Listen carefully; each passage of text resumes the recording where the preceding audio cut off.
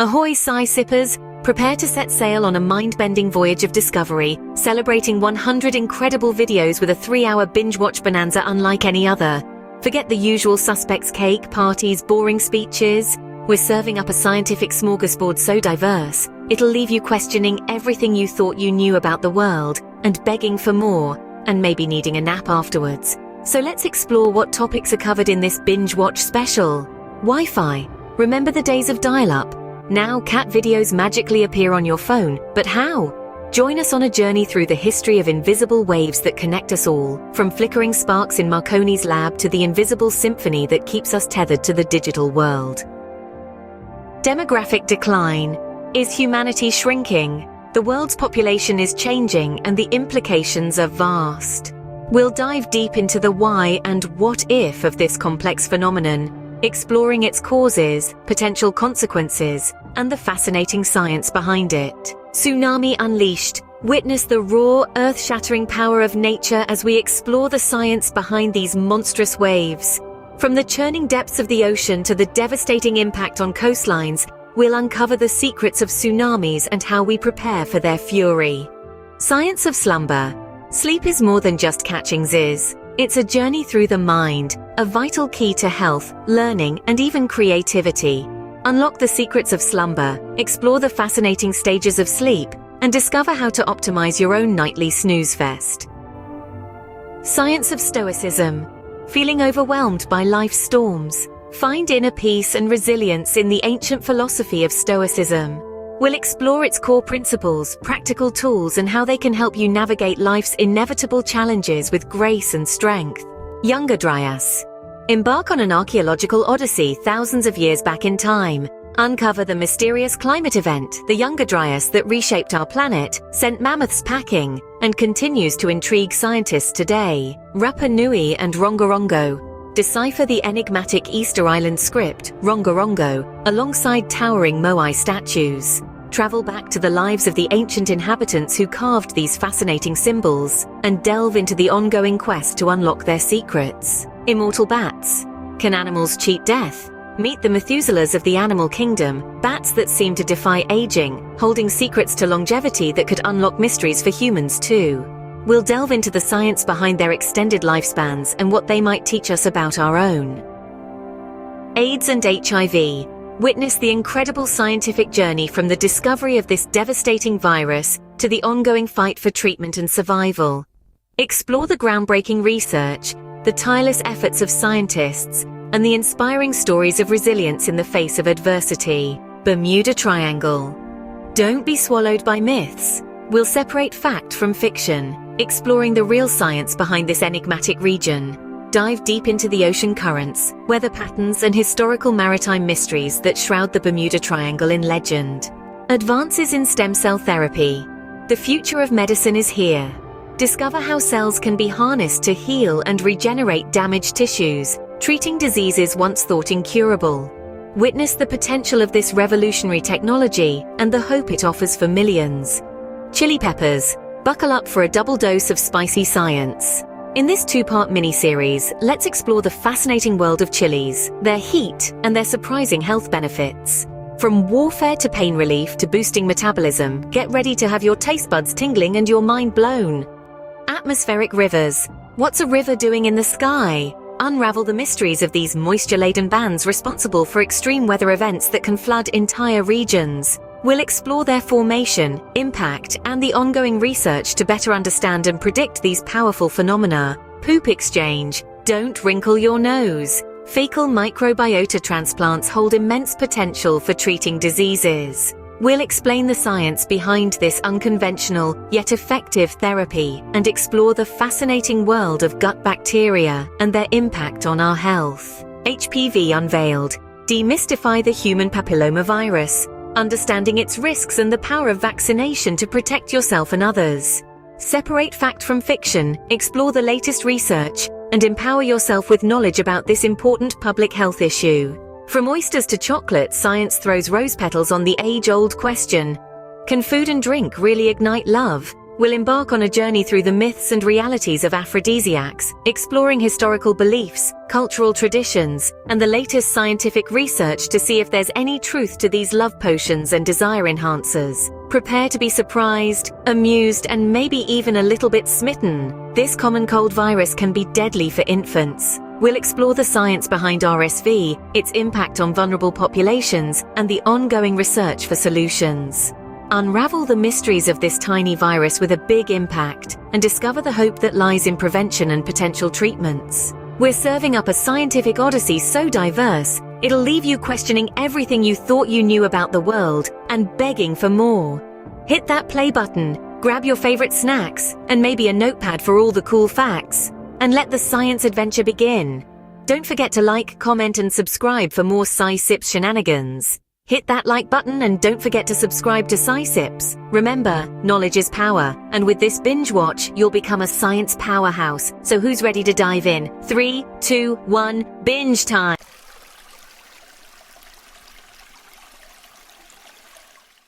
Admit it, folks, we all worship at the wireless temple of the Wi-Fi router. It's the silent hero of our internet obsession, the king of streaming, the queen of cat videos. But have you ever peeked behind the blinking lights and pondered the hidden science within?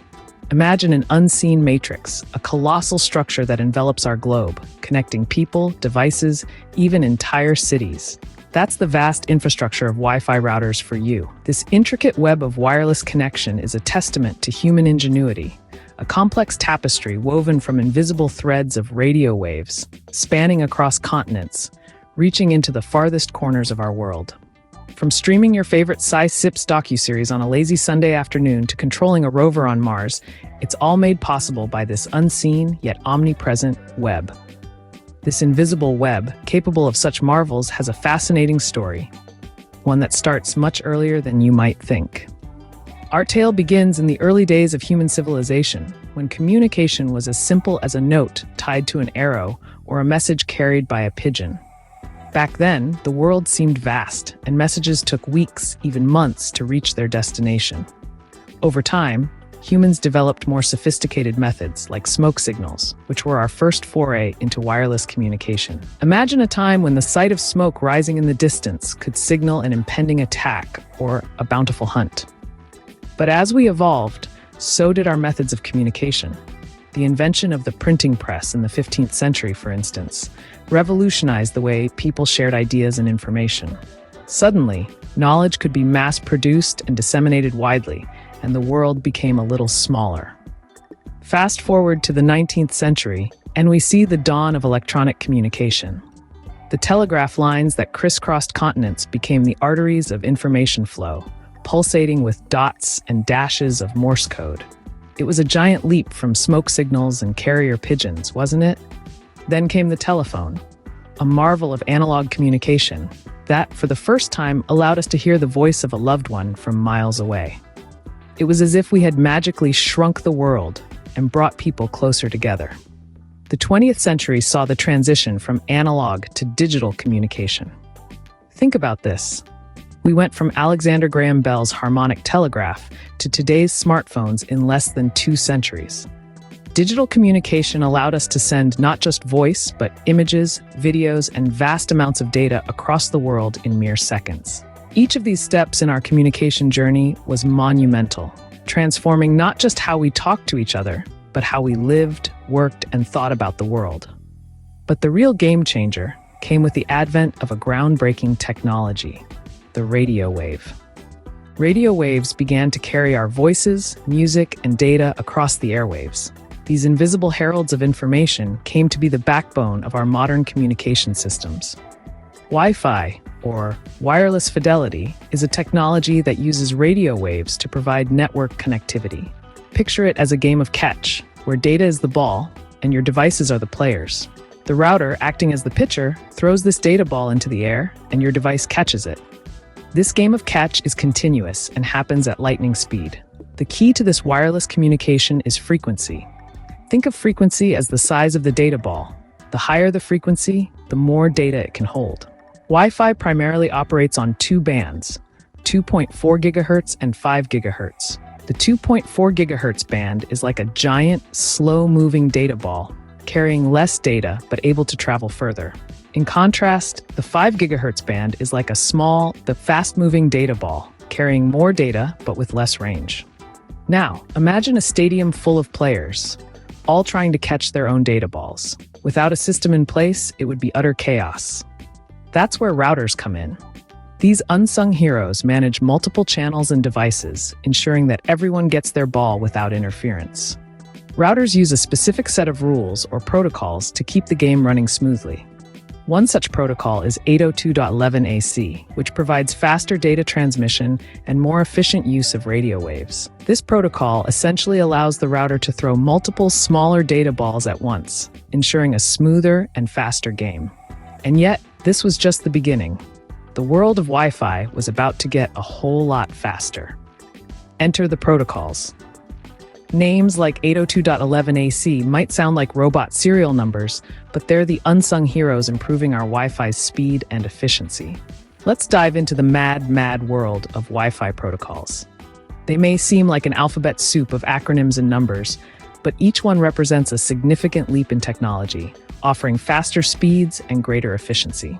Let's start with 802.11b.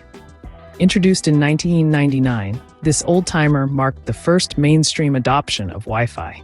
It was like the Model T of Wi-Fi protocols, not particularly fast, but it got the job done. Fast forward to 2009, and along came 802.11n. This was a game changer, introducing multiple input and multiple output technology, or MIMO. Imagine a highway widening from 2 lanes to 8. More lanes mean more cars can travel at once, and in Wi-Fi terms, that translates to faster data transfer. Next up, the 802.11ac protocol, the reigning champion of Wi-Fi speeds. This protocol kicked things up several notches, utilizing 5 gigahertz bands and offering theoretical speeds up to 3 times faster than its predecessor. It was the equivalent of swapping your bicycle for a supersonic jet. But how do these protocols manage multiple channels and devices, preventing interference and ensuring smooth data flow? It's all thanks to a process called channel bonding. Picture a group of marathon runners. They could all jostle for space on one narrow track, or they could spread out across several lanes, running side by side. That's essentially what channel bonding does. It combines several smaller lanes into one superhighway for your data. And let's not forget beamforming technology, another key feature of modern Wi-Fi protocols. Instead of broadcasting Wi-Fi signals in all directions, beamforming focuses the signal towards devices that need it, like a spotlight on a stage. This results in a stronger, more reliable connection and less interference. But as impressive as these advancements are, they pale in comparison to what's on the horizon. Imagine a future where every object seamlessly connects to the internet, where routers become the brains of smart homes. In this future, your Wi-Fi isn't just a luxury, it's the lifeblood of your home. It powers your smart fridge, your autonomous vacuum cleaner, even your pet's food bowl. It's a world where your Wi-Fi router is more than a device, it's the central nervous system of your digital life. Let's dive into the future of Wi-Fi technology. A future that is being shaped by advancements like Wi-Fi 6E and Wi-Fi 7. These are not just random numbers and letters, but the next steps in the evolution of wireless connectivity. Wi-Fi 6E, for instance, is like a superhighway for data. It operates in the 6 gigahertz band, a frequency space previously untouched by Wi-Fi technology. This opens up a whole new spectrum for devices to use, leading to increased speed and lower latency. But the future doesn't stop there. Enter Wi-Fi 7. This yet-to-be-released standard promises even greater speed and efficiency. It is expected to operate in the terahertz frequency range, making it faster than anything we've seen so far. This could mean downloading a full-length movie in mere seconds or streaming ultra-high-definition video without a hint of buffering. But Wi-Fi 6E and Wi-Fi 7 aren't just about speed. They're designed to improve connectivity for smart homes and Internet of Things devices. They promise to manage multiple channels and devices more efficiently, preventing interference and ensuring smooth data flow. In this future, your smart home could monitor energy usage, adjust lighting based on time of day, and even anticipate your needs before you realize them. All thanks to the humble router, the unsung hero of our connected world. We've journeyed from notes on arrows to a future where everything connects to the internet. Quite a trip, isn't it? We've traced the evolution of communication, from pigeons fluttering messages across continents to the electronic symphony of data we swim in today. We've dived into the science of Wi-Fi, understanding how data dances on radio waves and how routers juggle multiple channels and devices with finesse. We've unpacked the intricate protocols like 802.11ac that make our Wi-Fi fast and efficient. And we've peered into the future, imagining a world where Wi-Fi 6E and Wi-Fi 7 empower smarter homes and a universe of IoT devices. If you've enjoyed this deep dive into the invisible world of Wi-Fi, remember to hit that like button and subscribe for more fascinating journeys into the world of science. Until then, keep exploring, keep questioning, and stay connected.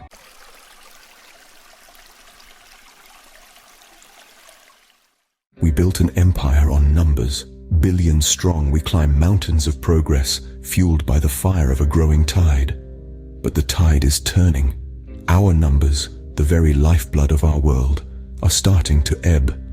In the grand tapestry of human society, each thread represents the life of an individual, and together they weave a complex pattern of demographics. This pattern is not just a statistical representation of people, but an intricate narrative of our collective existence. The science of demographics is our tool to decipher this narrative, to understand the ebbs and flows of human life across the globe. In recent years, an unexpected twist has appeared in our narrative, a mysterious decline in population numbers. This is not just about fewer babies being born or more people reaching the twilight of their lives. No, it's a phenomenon that's shaking the very foundations of our understanding of human society. Why is this decline significant? Well, population trends are the lifeblood of economies, political strategies, and social structures. They dictate the rise and fall of nations, the shifting power dynamics, and even the evolution of cultures. A decline in population isn't just a demographic dip, it's a tectonic shift with far-reaching implications. But what is the story that these declining numbers tell us? Is it a tale of economic downturn, of changing societal norms, or perhaps a reflection of our evolving relationship with our planet? With every drop in the population count, the plot thickens, the mystery deepens, and our quest for answers becomes even more pressing. What could possibly be driving this worldwide population decline? Let's explore further. The United States, a land of opportunity, yet its demographic landscape tells a different tale.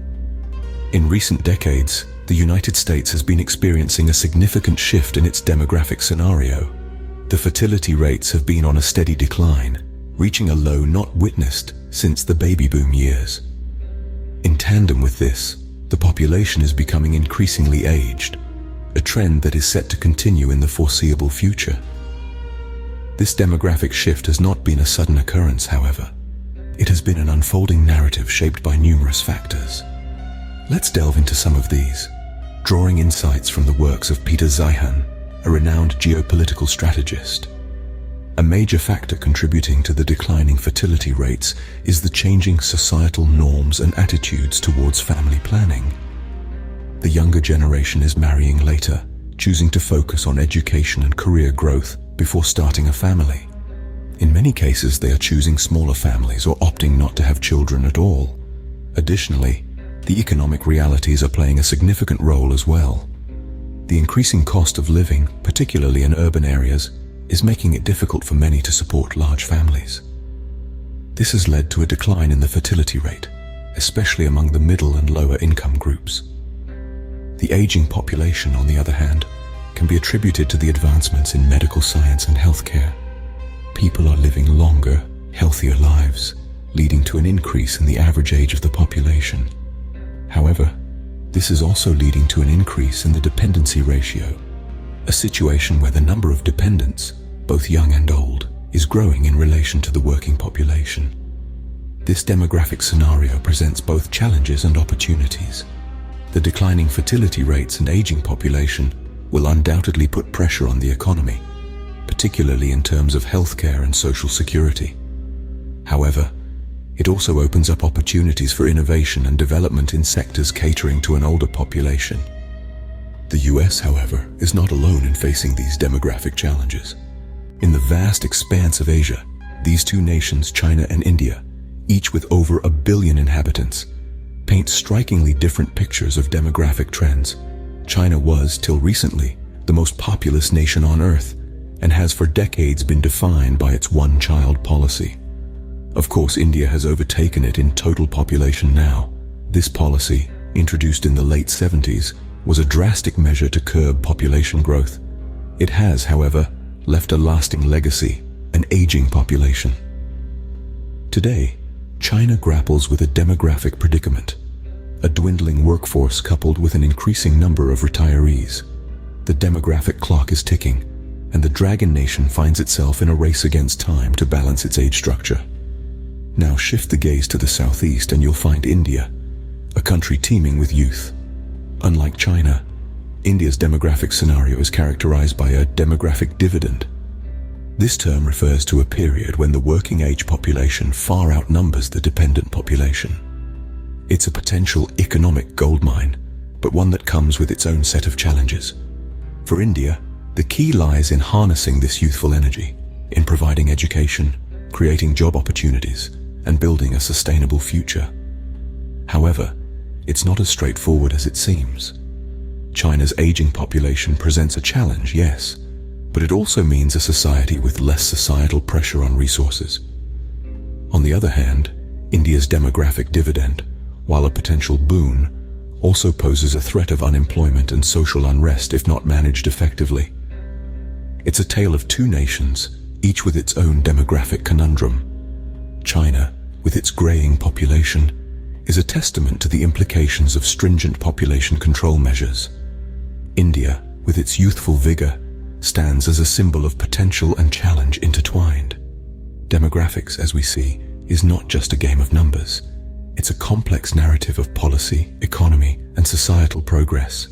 It's about understanding the implications of today's trends on tomorrow's world. But the plot thickens as we journey to Europe. Europe, a continent steeped in history, yet its future is shrouded in demographic uncertainty.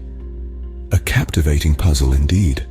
A continent rich in culture, bustling with life, yet its population trends tell a different tale. Let's dive into the demographic trends across Europe.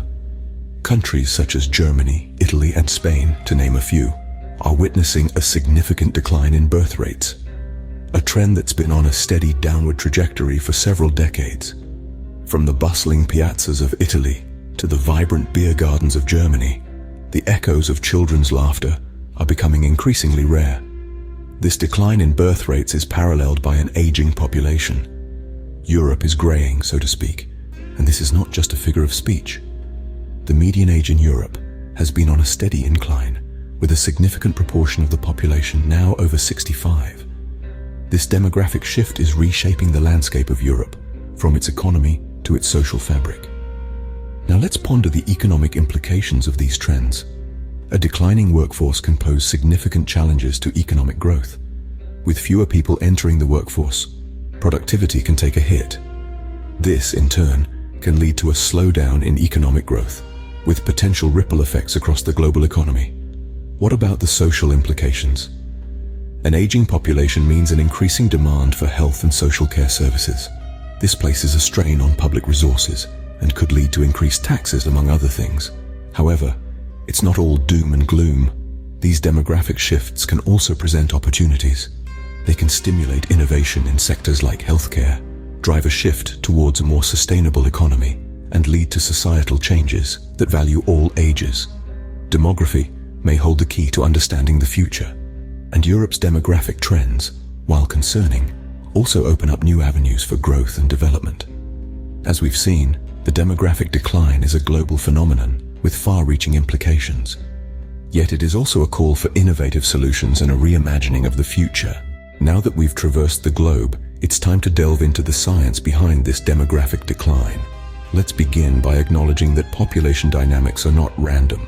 They are driven by a multitude of interconnected factors, each contributing to the ebb and flow of populations. One key factor is urbanization. As more people move to cities in search of better lives, birth rates often decline. Urban living promotes smaller family units, largely due to the cost of living and the shift from agrarian to service-based economies. Next, we turn our attention to education. A rise in educational attainment, particularly for women, tends to result in lower fertility rates. Women with higher levels of education often choose to delay childbirth in favor of pursuing their careers, resulting in fewer children over their lifetime. Furthermore, societal norms and values play an integral role. As societies evolve, attitudes towards family and reproduction change. In many modern societies, there's been a distinct shift towards viewing children less as economic assets and more as emotional investments. This shift often leads to smaller families, as parents focus on providing quality over quantity. These factors are not standalone. They exist within a complex web of economic, social, and political dynamics, each influencing and being influenced by the other. For instance, economic policies can impact urbanization trends, which in turn affect education levels and societal norms. We hope you enjoyed this deep dive into the world of population science. As we've explored, the demographic decline we're witnessing today is not random. It's the result of a complex interplay of urbanization, education, societal norms, and economic, social, and political dynamics. Each of these factors contributes to the intricate tapestry of global demographics, each pulling in its own direction, crafting the story we see unfolding before us. But as we ponder on the implications of this decline, let's not forget the silver lining. It can lead to a more educated workforce, increased per capita income, and improved living standards. Yet it also presents challenges like an aging population and a shrinking workforce, which societies must address. As we wrap up, we invite you to reflect on these insights and consider how they might impact your own life and the world around you. We hope this video has sparked your interest and curiosity in the fascinating world of demographics. If you've enjoyed this journey with us, please give this video a thumbs up and subscribe to our channel for more insightful content. Thank you for watching. Remember, every sip of knowledge counts. Close your eyes. Picture yourself on a pristine beach, the sun warm on your skin, the rhythmic lull of the ocean lulling you into serenity. A perfect paradise, isn't it? Now imagine that serene scene shattered. Imagine a wall of water, taller than any building you've ever seen, rising from the calm blue horizon. Imagine the deafening roar as it engulfs the beach, swallowing the sand, the palm trees, everything in its path. Have you ever pondered the raw power of a tsunami, an oceanic leviathan that can obliterate coastlines? This awe-inspiring force is not birthed from the sea itself, but rather from the restless stirrings of our planet's crust. Let's embark on a journey beneath the Earth's surface to discover the geological genesis of tsunamis.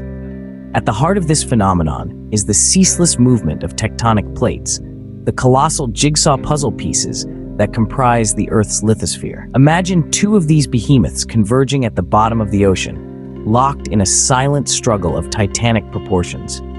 The heavier plate, laden with dense oceanic crust, is forced to retreat, sliding beneath its lighter continental counterpart in a process known as subduction. Subduction zones are the birthplaces of some of the most powerful earthquakes known to humankind. But what transforms an undersea earthquake into a tsunami? The answer lies in the displacement of water.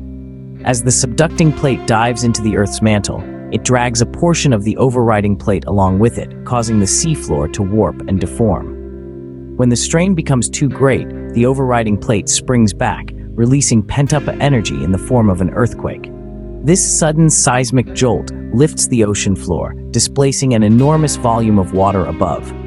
In response, the ocean's surface rears up in a series of waves, racing away from the epicenter at high speeds. These waves, undetectable in the open ocean, grow in height as they approach the shallows of the coastline. Their energy, initially spread over a vast depth, is compressed into a smaller vertical space, causing the waves to rise up in a wall of water. And thus a tsunami is born. This process, from tectonic clash to oceanic onslaught, is a testament to the dynamic nature of our planet. It reveals the intricate interconnectedness of Earth's systems, where the shifting of rocks, miles beneath the ocean surface, can unleash a force capable of reshaping landscapes in mere minutes. So tsunamis are born from the Earth's ceaseless dance, a ballet of tectonic plates beneath the ocean floor. How does a mere ripple transform into a maritime monster? This question, seemingly simple, unravels a complex web of physics that underlies the propagation of tsunamis. In the vast, deep ocean, tsunamis are hardly noticeable. These waves, born from seismic disturbances, travel across the ocean floor at jetliner speeds, yet their surface manifestation is subtle. But as they near the shallower coastal waters, they undergo a remarkable transformation. The key to understanding this transformation lies in the principle of wave shoaling. Imagine a marching band, all in step, striding onto a progressively narrowing path. As the path narrows, the band members bunch up, maintaining their forward momentum, but crowding closer together. The same thing happens with our tsunami wave. As the ocean floor rises towards the shore, the wave's energy has less water to spread across, causing it to bunch up, or shoal, increasing the wave's height. But what about the energy that propels this wave? The conservation of energy principle holds the answer. The energy of a wave is distributed over its wavelength and amplitude. In deep water, a tsunami's wavelength is long and its amplitude is small. But as the depth decreases, the wavelength shortens, and to conserve energy, the amplitude or height must increase. This interplay of energy conservation and wave shoaling explains the monstrous transformation of tsunamis. In deep water, the tsunami's energy is spread out over vast distances, rendering the wave almost imperceptible. But as the tsunami approaches the shore, the ocean's decreasing depth forces the wave's energy to concentrate in a smaller vertical space. This energy compression leads to the towering heights that tsunamis are notorious for. And so, we find that the seemingly placid ocean depths play a crucial role in shaping the formidable force of a tsunami. The ocean's depth, thus, dictates the tsunami's height, turning a ripple into a rampaging wave. How can we predict these unpredictable sea serpents, you may wonder? Well, let's delve into the fascinating world of technology that allows us to do just that. Firstly, we have seismometers, the sentinels of the Earth's rumblings. When tectonic plates decide to dance, seismometers pick up their movements, detecting the seismic waves that radiate from the earthquake's epicenter. By measuring the magnitude and location of these quakes, seismometers provide the initial alarm, hinting at a potential tsunami. However, an earthquake doesn't always mean a tsunami. That's where deep ocean assessment and reporting of tsunamis, or DART buoys, come into the picture. These oceanic watchdogs sit patiently in the deep sea, keeping a watchful eye on the water column height. Any sudden or significant change in sea level could indicate a tsunami's birth. Once this change is detected, the DART buoys relay the information to satellites, which then transmit it to tsunami warning centers around the globe. Yet knowing a tsunami is coming isn't enough. We need to know where it's headed and the potential impact. This is where computational modeling takes center stage. By crunching numbers and simulating scenarios, these models predict a tsunami's path, speed, and destructive power. They take into account a myriad of factors, from the bathymetry of the ocean floor to the coastal topography. This information is paramount in issuing accurate and timely warnings to those in the tsunami's predicted path. But, like any scientific endeavor, it's not foolproof. Predicting tsunamis remains a challenging task due to the complexity of the ocean and the unpredictability of tectonic activity. Yet every detection, every prediction helps us refine our models, improve our technology, and better our understanding of these formidable forces of nature. Armed with technology, we strive to predict and prepare for these oceanic onslaughts. And while we may not be able to prevent tsunamis, we can certainly aim to minimize their impact through the power of prediction. What marks does a tsunami leave on our planet? A question that echoes in the minds of geologists worldwide. Tsunamis, these colossal waves of energy, are not just fleeting phenomena. They etch a distinctive signature into the Earth's geological tapestry, a signature that tells a story of power and transformation. When a tsunami strikes, it doesn't merely wash over the land. Rather, it reshapes the very contours of coastlines. Imagine the force of a wave several meters high, carrying the weight of the ocean behind it. The impact is so profound that it can shift sand dunes, erode cliffs, and even reshape entire islands. The coastline is left forever changed, a testament to the tsunami's raw power. But it's not just about reshaping. A tsunami also leaves behind a geological fingerprint in the form of sediment layers. As the wave recedes, it deposits a layer of sediment, a mixture of sand, silt, and marine microfossils. This layer, often distinct from the layers above and below it, serves as a silent witness to the tsunami event. By studying these layers, scientists can piece together the history of past tsunamis, giving us insights into their frequency and magnitude. Yet, the geological impact of a tsunami extends beyond the immediate coastline. The immense energy it releases can trigger other geological events like landslides. These landslides, both undersea and on land, can in turn generate their own tsunamis, creating a cyclic pattern of geological events. It's a stark reminder of how interconnected our planet's geological processes are. Scientists dedicatedly study these geological signatures.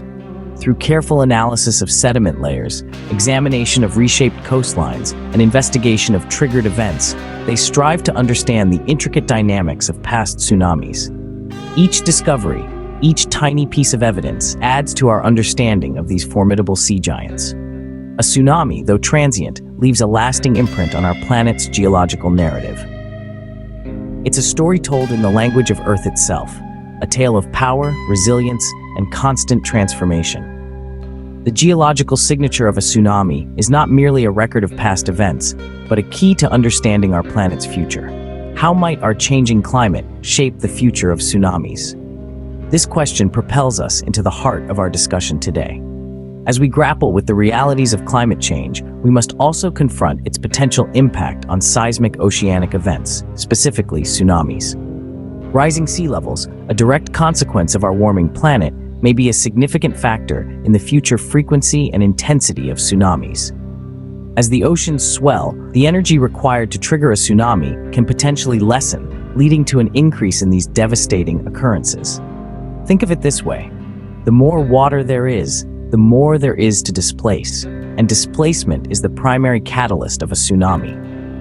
Simultaneously, changing ocean temperatures could play a role in the power of these seismic sea waves.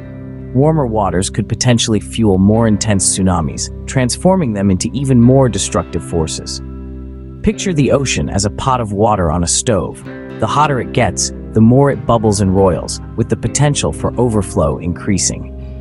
The implications for coastal communities are profound. Many of these regions are already grappling with the consequences of rising sea levels, from flooding to coastal erosion. Add the threat of more frequent and intense tsunamis into the mix, and it becomes clear that these communities face an increasingly precarious future. Yet, it's not all doom and gloom. Understanding the potential impact of climate change on tsunamis is the first step towards mitigating their effects. Continued research into this correlation is crucial, and so too is the need for preparedness.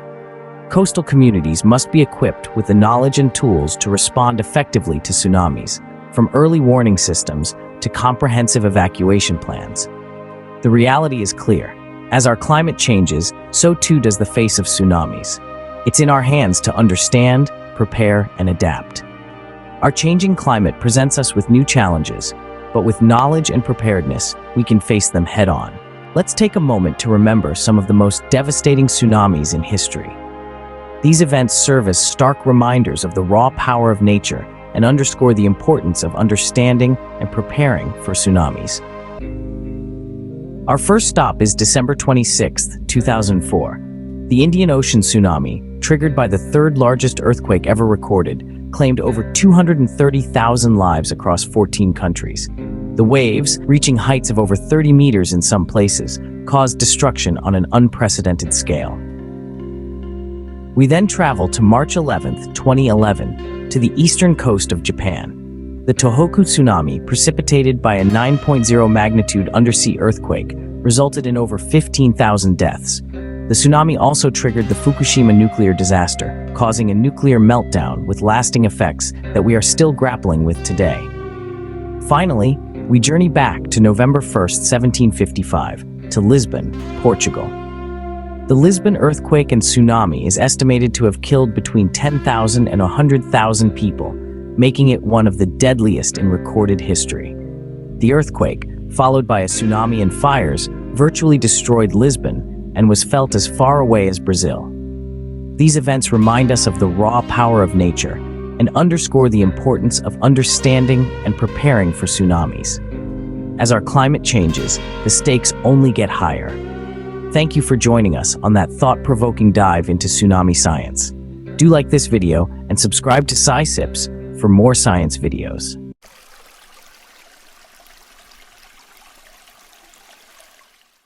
Raise your hand if you dream of sleeping like a rock, but wake up feeling like a crumpled napkin. We've all been there, folks. Sleep. That mysterious land where we drift off to dream worlds, recharge our brains, and hopefully avoid snoring like a malfunctioning kazoo. Is sleep a mere luxury or an essential component of life? This question has intrigued scientists, researchers, and curious minds for centuries. But here's the thing. Sleep is way more than just catching 40 winks. It's a complex cocktail of neuroscience, biochemistry, and even evolution, all swirling together in your brain like a cosmic sleep potion. And guess what? I'm here to crack the sleep code with you. Today on SciSips, we're diving deep into the land of slumber. Sleep, an activity that consumes roughly 1/3 of our lives, is often viewed as a passive state, a period of rest and recovery. However, this perception is far from the truth. Sleep is an active, dynamic process that plays a crucial role in our overall health and well-being. It's a time when our body repairs cells, consolidates memory, and performs crucial biological functions that promote optimal physical and mental health. When we don't get enough sleep, the consequences can be severe and far-reaching. Sleep deprivation doesn't just make us feel tired, it affects nearly every aspect of our health and performance. Physically, lack of sleep weakens our immune system, making us more susceptible to infections and diseases. It can lead to weight gain, increase the risk of heart disease, and even shorten our lifespan. From a cognitive perspective, sleep deprivation impairs our ability to think, learn, and remember. It hampers our problem-solving abilities, diminishes creativity, and slows reaction times. It can also impact our mental health, increasing the risk of conditions like depression and anxiety. The effects of sleep deprivation extend beyond the individual, affecting society at large. When we're sleep deprived, we're more likely to make mistakes, from minor errors at work to life-threatening accidents on the road. The economic cost of sleep deprivation in terms of healthcare expenses and lost productivity runs into billions of dollars each year. In a world that often glorifies busyness and undervalues rest, it's crucial to remember that sleep is not a luxury. It's a biological necessity, as fundamental to our survival as food and water.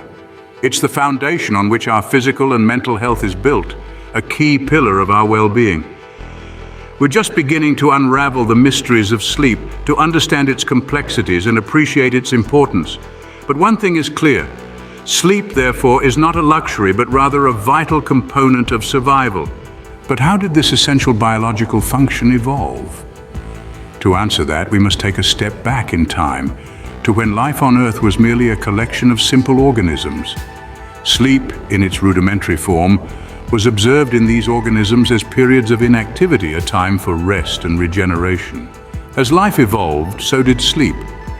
Insects, with their relatively simple nervous systems, displayed more complex sleep patterns. Take the fruit fly, for example. Researchers have found that these tiny creatures show signs of sleep, including periods of inactivity and increased arousal threshold. This suggests that even at this early stage of evolution, sleep had begun to play a role in cognitive functions. The story gets more interesting as we move up the evolutionary ladder. Birds, for instance, exhibit a unique sleep pattern called unihemispheric slow-wave sleep, where one half of the brain sleeps while the other remains alert. This adaptation allows them to rest while keeping an eye out for predators. Mammals, including us humans, have even more sophisticated sleep patterns. Many mammals are polyphasic sleepers, meaning they have multiple sleep periods throughout the day.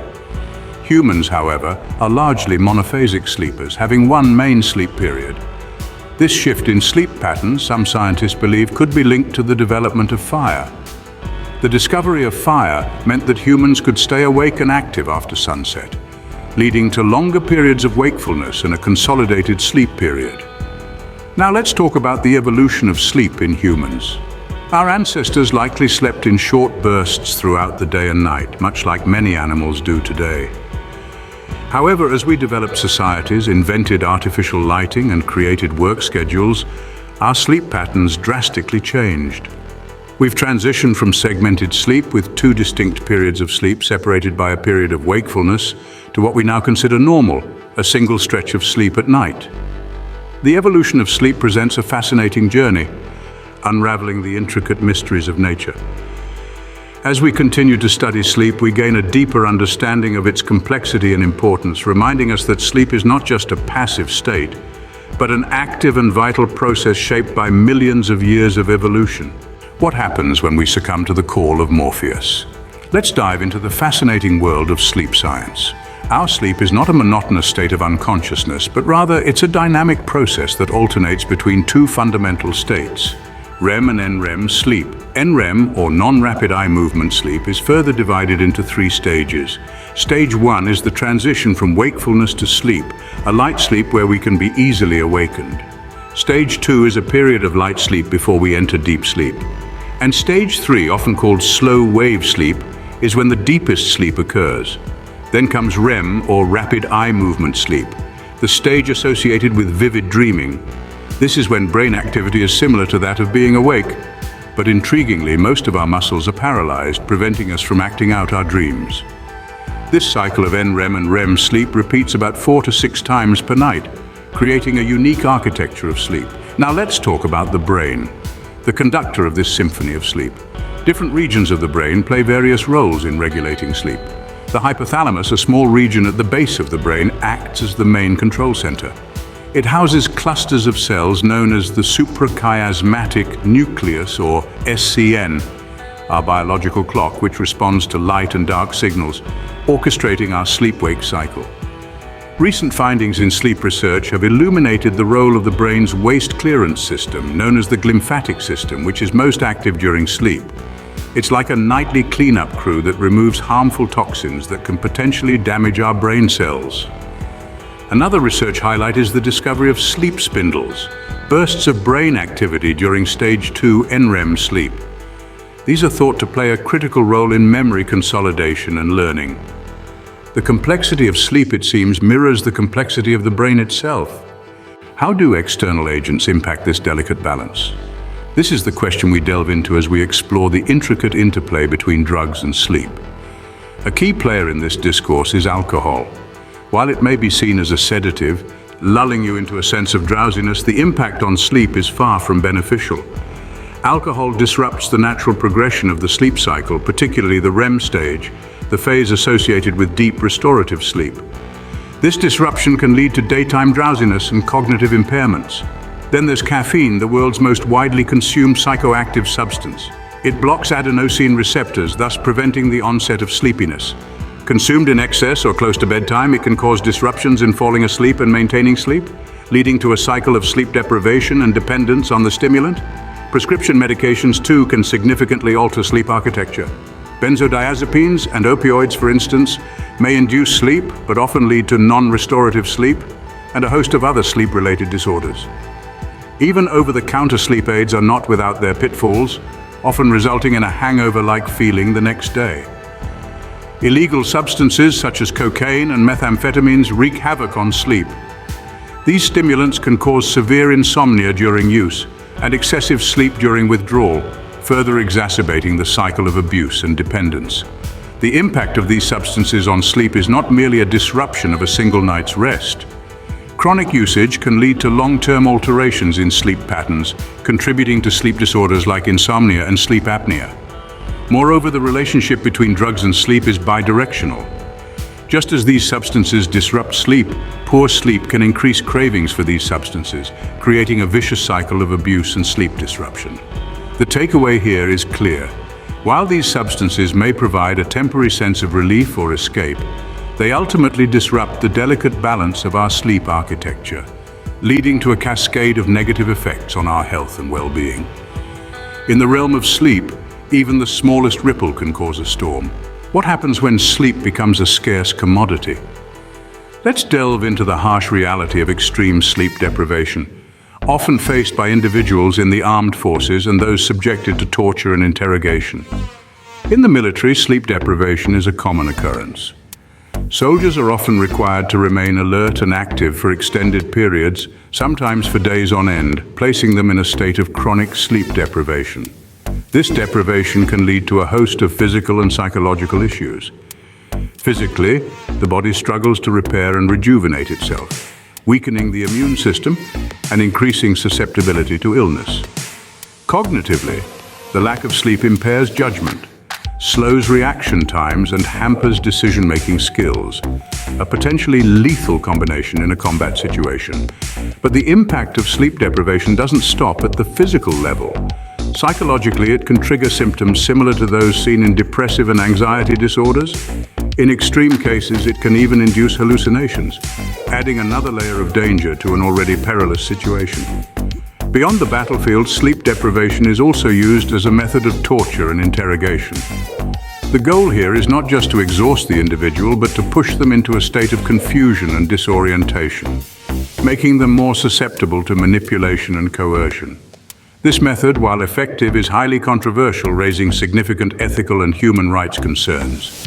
The effects of such extreme sleep deprivation are far-reaching and can continue to impact an individual long after the deprivation has ended. Studies have shown that this can lead to chronic insomnia, post-traumatic stress disorder, and other long-term health issues. As we delve deeper into the science of sleep, we begin to understand just how vital it is to our overall well-being. It's not just about feeling rested, it's about giving our bodies and minds the time they need to recover, regenerate, and prepare for the challenges of a new day.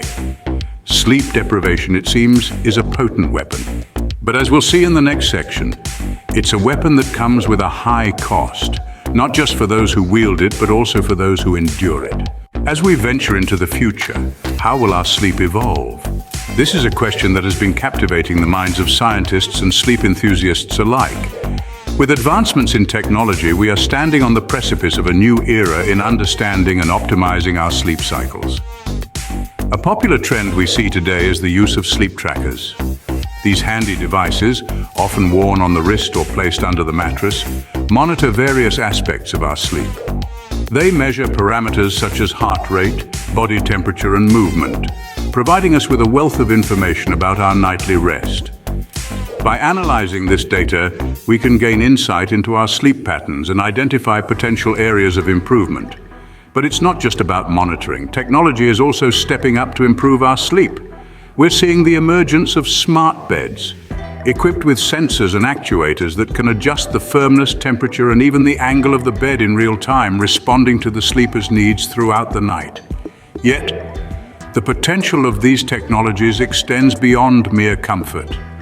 They could play a pivotal role in diagnosing and treating sleep disorders. For instance, sleep apnea, a common but often undiagnosed condition, could be detected earlier with the help of sleep trackers and smart beds. These devices could provide valuable data to healthcare professionals, leading to more effective treatments and better patient outcomes. Moreover, with machine learning algorithms, we can foresee a future where these devices can predict and prevent sleep disturbances even before they occur. Imagine a world where your bed adjusts itself to prevent a bout of insomnia, or your sleep tracker alerts you to potential health issues before they become severe. However, as we embrace these advancements, we must also consider the ethical implications. How will we ensure the privacy and security of the sensitive data these devices collect?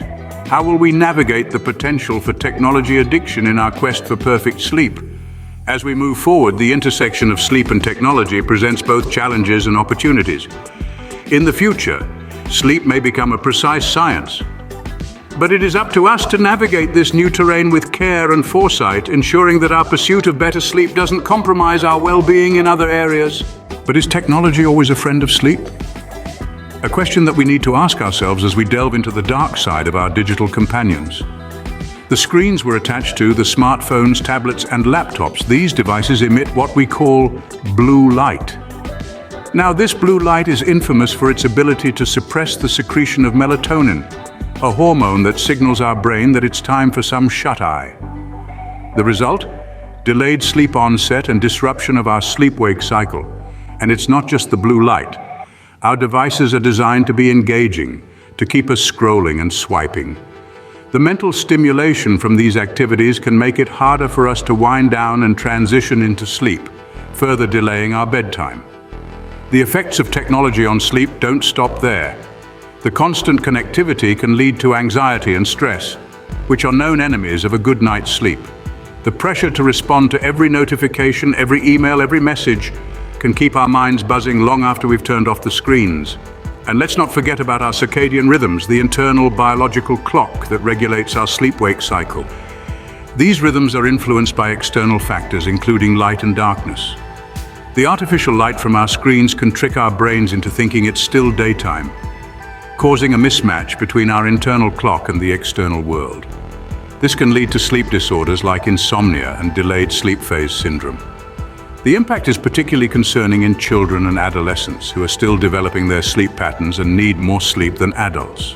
The overuse of electronic devices can interfere with their sleep quality and duration, impacting their growth, development, and overall well-being. In the quest for connectivity, we may be severing our ties with sleep. Technology has the potential to improve our lives, but we must remember to use it wisely.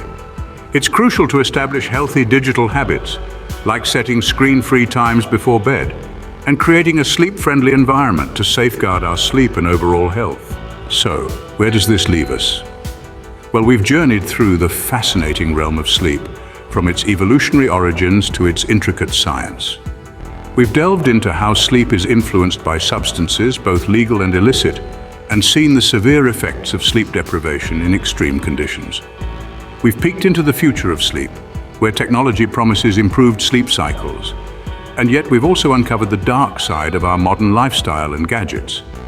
Sleep, as we've seen, is not a luxury but an essential biological imperative. Prioritizing sleep, therefore, is not an indulgence but a vital commitment to our health and well-being. It's crucial to maintain good sleep hygiene, to resist the allure of screens before bedtime, and to embrace habits that promote a restful night's sleep. Remember, every hour of lost sleep is an hour stolen from your health. Subscribe to Sci Sips for more intriguing insights into the world of science.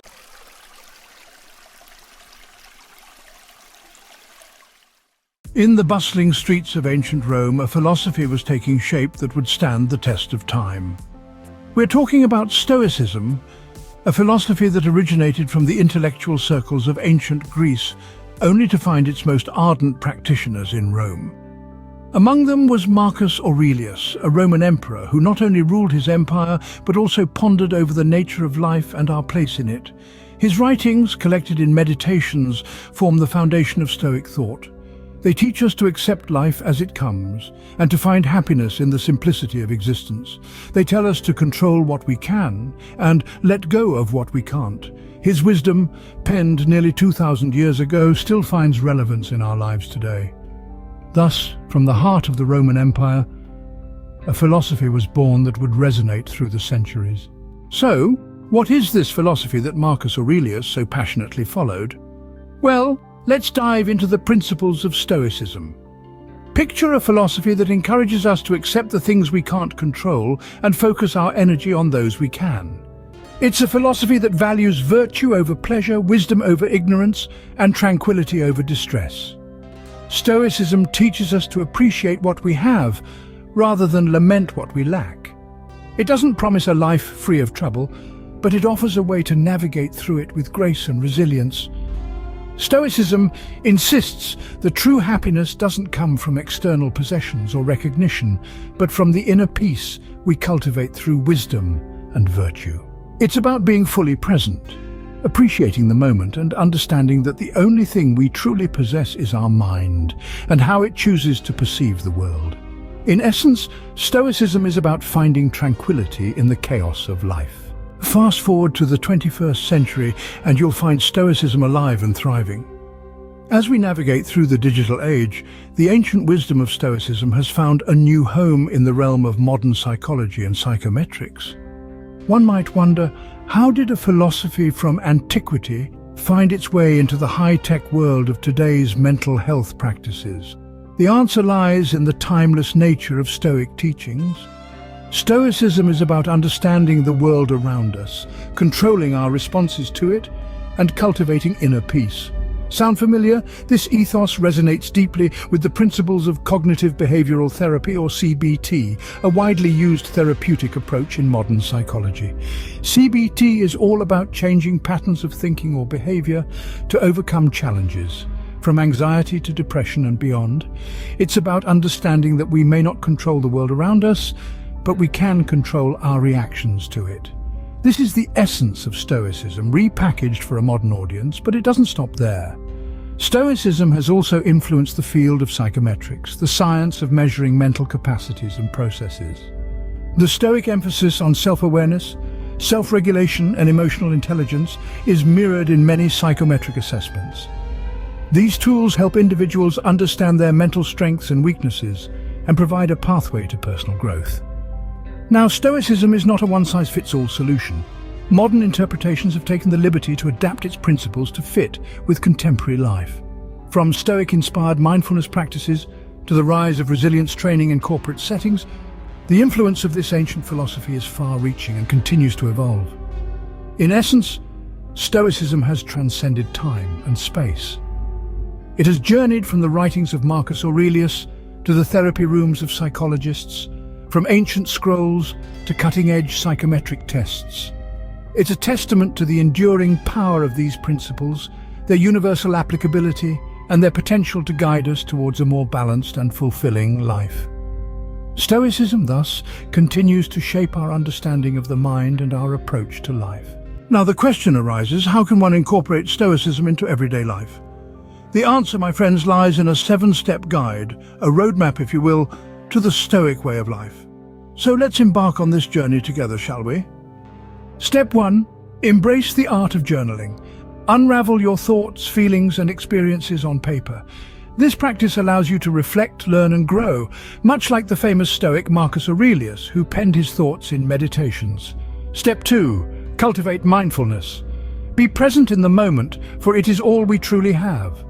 When you focus on the now, you can appreciate the beauty of life and sidestep the unnecessary worries of the future or regrets of the past.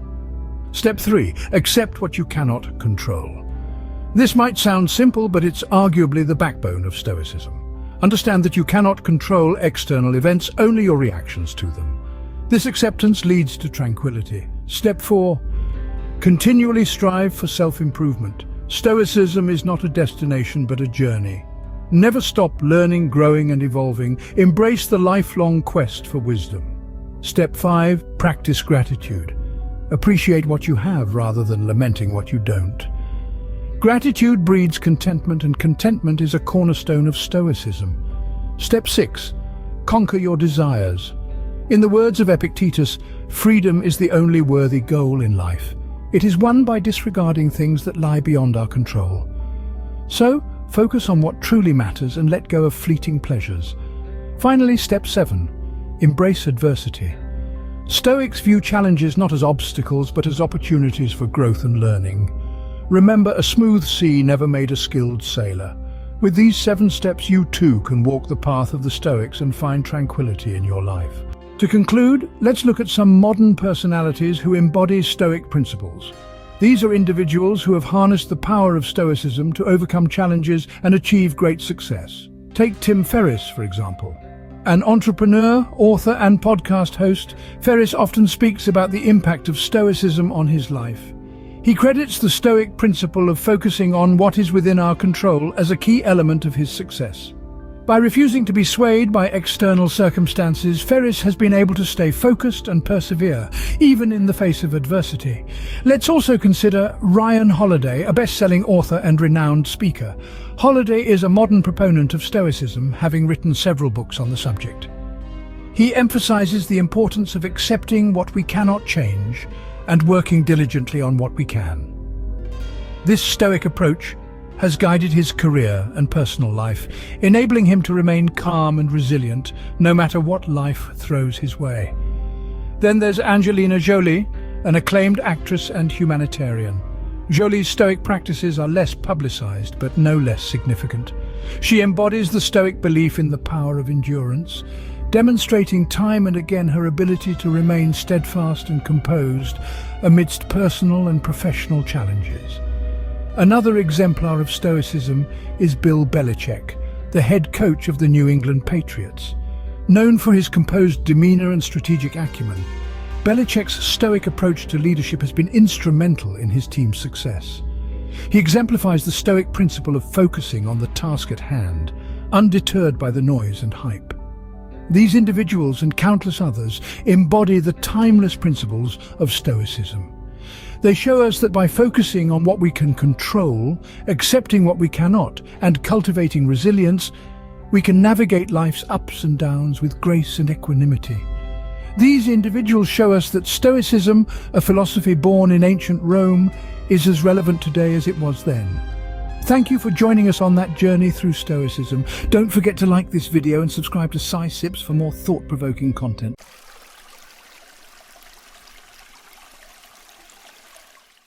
Imagine you're living 12,000 years ago. It's getting warmer, the glaciers are retreating, and hope for a stable future blooms. Then, bam! The Earth throws a curveball, temperatures plummet, glaciers surge back, and you're thrust into a mini ice age. That's the Younger Dryas, a 1,300-year blip in history that shook humanity and the planet. Welcome to a journey back in time, to an enigmatic episode that has kept scientists and archaeologists intrigued for decades. The Younger Dryas period. It's an epoch that feels as though it is pulled straight from an intriguing detective novel, filled with clues, riddles, and an underlying mystery that's yet to be fully solved. This period, named after the alpine tundra wildflower Dryas octopetala, is a chronozone, a specific interval of geological time that occurred approximately 12,900 to 11,600 years ago. It sits on the cusp of two significant epochs, the Pleistocene and the Holocene. The Pleistocene, often referred to as the Ice Age, was a time of extensive glacial coverage. The Holocene, on the other hand, is the epoch we're currently in, characterized by a warmer climate that has allowed human civilization to flourish. But the Younger Dryas period is a conundrum. It was a dramatic and abrupt return to glacial conditions within the mild interglacial period. Imagine, if you will, a sudden plunge in temperatures, a cold snap that lasted over a millennium, right in the midst of a warming trend. This climatic flip-flop has been a subject of intense study and debate among scientists, and yet the cause remains shrouded in mystery. Was it due to a sudden influx of fresh water into the North Atlantic, disrupting ocean currents and thus the global climate, or perhaps a cosmic event such as a comet impact causing a global winter? These are but a few of the theories that have been proposed and scrutinized. As we peel back the layers of this fascinating period, we will delve into the various scientific and archaeological evidence that has been unearthed. From ice cores to fossils, from geological formations to archaeological findings, each piece of evidence adds a new dimension to our understanding of the Younger Dryas period. So let's delve into the scientific evidence that archaeologists have uncovered about this intriguing period. The secrets of the Younger Dryas lie locked in the world's ice. This statement, my friends, is far from hyperbole. These colossal ice sheets of Greenland and Antarctica have for millennia silently recorded Earth's climatic history. The key to deciphering them? Ice core records. Now, what makes ice cores so valuable to paleoclimatologists, you ask? Well, they are essentially troves of climatic data, patiently waiting to be unlocked. The process is akin to peeling back the layers of an onion, each layer representing a year, a decade, a century of our planet's past. This discipline, known as stratigraphy, is fundamental to understanding these frozen archives. Imagine, if you will, an ice core sample drawn from the very depths of a Greenlandic glacier. Each layer within this sample contains tiny bubbles of air, trapped as the snow compacted over time. These microcosms of our past atmosphere hold key information about temperature, precipitation, and even the composition of the atmosphere at the time they were captured. Isotopic analysis plays the starring role here. By studying the ratio of different isotopes of oxygen and hydrogen in the ice, scientists can deduce the temperature when that layer was formed. A higher ratio of heavier isotopes indicates a warmer period, while a lower ratio suggests a cooler climate. Now, let's journey south to the icy wilderness of Antarctica. Here, ice core records mirror their Greenlandic counterparts, but with a twist. Antarctic ice cores can reach back even further, some more than 800,000 years, offering a more extended chronology of Earth's climate. But our journey doesn't end there.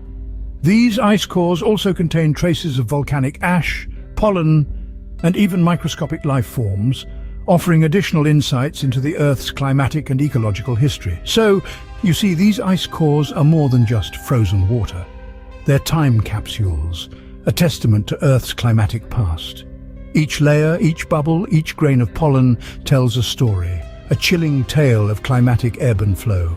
The fossilized remains of flora and fauna offer another intriguing piece of the Younger Dryas puzzle. As we delve into the realm of paleobotany, the study of ancient plants, we unearth clues about the climatic conditions during the Younger Dryas. Fossilized plant species from this period, preserved in nature's time capsule, provide a snapshot of the planet's vegetative state. Leaf morphology, seed characteristics, and even the type of wood all whisper tales of the past. The presence of certain species that thrive in cold conditions, for instance, are a testament to the dramatic temperature drops of the era.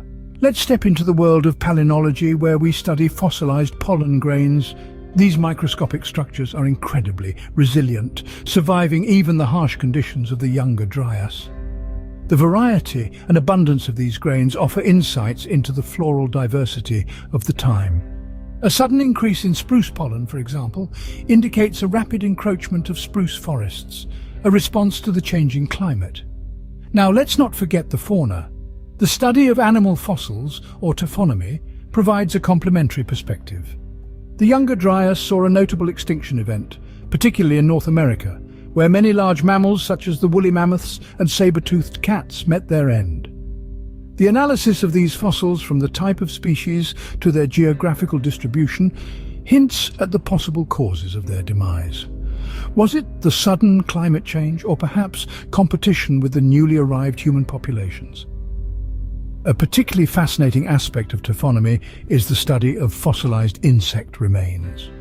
Insect species are highly sensitive to environmental changes, and their fossils can reveal a lot about the ecological conditions. A surge in beetle species that prefer a cooler climate, for example, corroborates the evidence of a sudden chill during the Younger Dryas. Indeed, the fossilized remains of flora and fauna are no mere relics of the past. They are a treasure trove of information, a biological record of the Earth's history. Through the lens of paleobotany, palynology, and taphonomy, we can reconstruct the climatic and ecological narrative of the Younger Dryas. These remnants from the past paint a vivid picture of a world in transition. The Earth itself bears the scars of the Younger Dryas period. Each crevice and chasm, each hillock and hummock is a testament to the capricious dance of climate during this intriguing epoch. To decipher this geological cipher, we delve into the realms of geomorphology and sedimentology, the study of landforms and the processes that shape them. Let's consider glacial till, a jumbled, unsorted mix of rocks, boulders and sediment deposited by a glacier. The distribution of glacial till across vast stretches of the northern hemisphere is a compelling testament to the expansive ice sheets that once covered these lands during the Younger Dryas. In regions such as New England and Scandinavia, we find moraines, ridges of debris deposited at the edge of a glacier.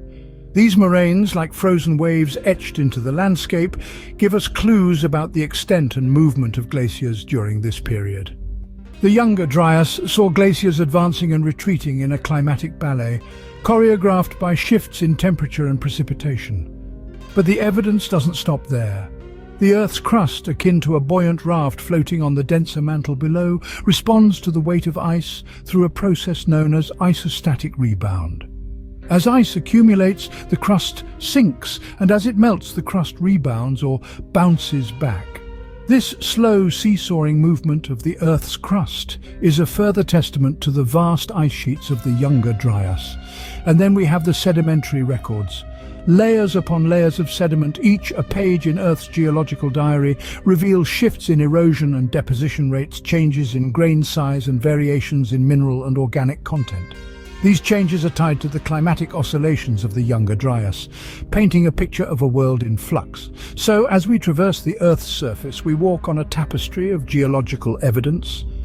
Each glacial till, each moraine, each subtle shift in the sedimentary record, and every undulation in the Earth's crust speaks to the dramatic climatic shifts of the Younger Dryas.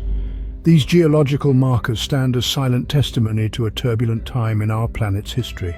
The traces left by ancient human societies offer a tantalizing glimpse into life during the Younger Dryas.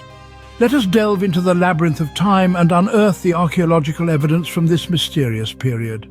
Diving into the realm of lithic analysis, let's consider the changes in tool use. Prior to the Younger Dryas, humans were known to use a variety of tools, but as the climate became harsher, we observe a significant shift. The tools became more specialized, an adaptation to the challenging environment, no doubt. Spear points for hunting, scrapers for skinning animals, and drills for making clothing and shelters became common. The need for survival was driving innovation. Consider also the settlement patterns of the period. The onset of the Younger Dryas saw a significant transformation in human habitation. As the lush landscapes turned into icy tundras, humans were compelled to abandon their nomadic lifestyle. They began to establish more permanent settlements, often near water bodies, a clear indication of their adaptation to the severe climatic conditions. Turning our attention to archaeozoology, we discover the bones of extinct megafauna like the woolly mammoth, which were hunted by humans for their meat and hides. These archaeological findings provide compelling evidence of the struggle for survival during the Younger Dryas. Through the lens of cultural stratigraphy, we can see the layers of human activity during this period. Each layer, a snapshot of time, reveals a story of human resilience and adaptability. The distinct layers corresponding to the Younger Dryas period show the impact of the climatic changes on human societies, their tools and their settlement patterns. While the exact culprit remains elusive, several contenders hold compelling evidence for triggering the Younger Dryas cold snap. First, we have the freshwater deluge. Meltwater from collapsing ice sheets, particularly a massive outburst from Lake Agassiz, could have disrupted the Atlantic meridional overturning circulation, slowing heat transport to the north. However, recent studies question the timing and volume of such discharges. Secondly, a volcanic tantrum. Large volcanic eruptions spew aerosols, reflecting sunlight and cooling the planet. Evidence of eruptions around the Younger Dryas timeframe exists, but their precise impact is debated. Third up, a cosmic encounter. Some propose a comet or asteroid impact, injecting dust and soot into the atmosphere. While intriguing, definitive proof for such an event remains elusive. We hope you enjoyed that journey into our planet's mesmerizing past. Do like this video and subscribe to SciSips for more.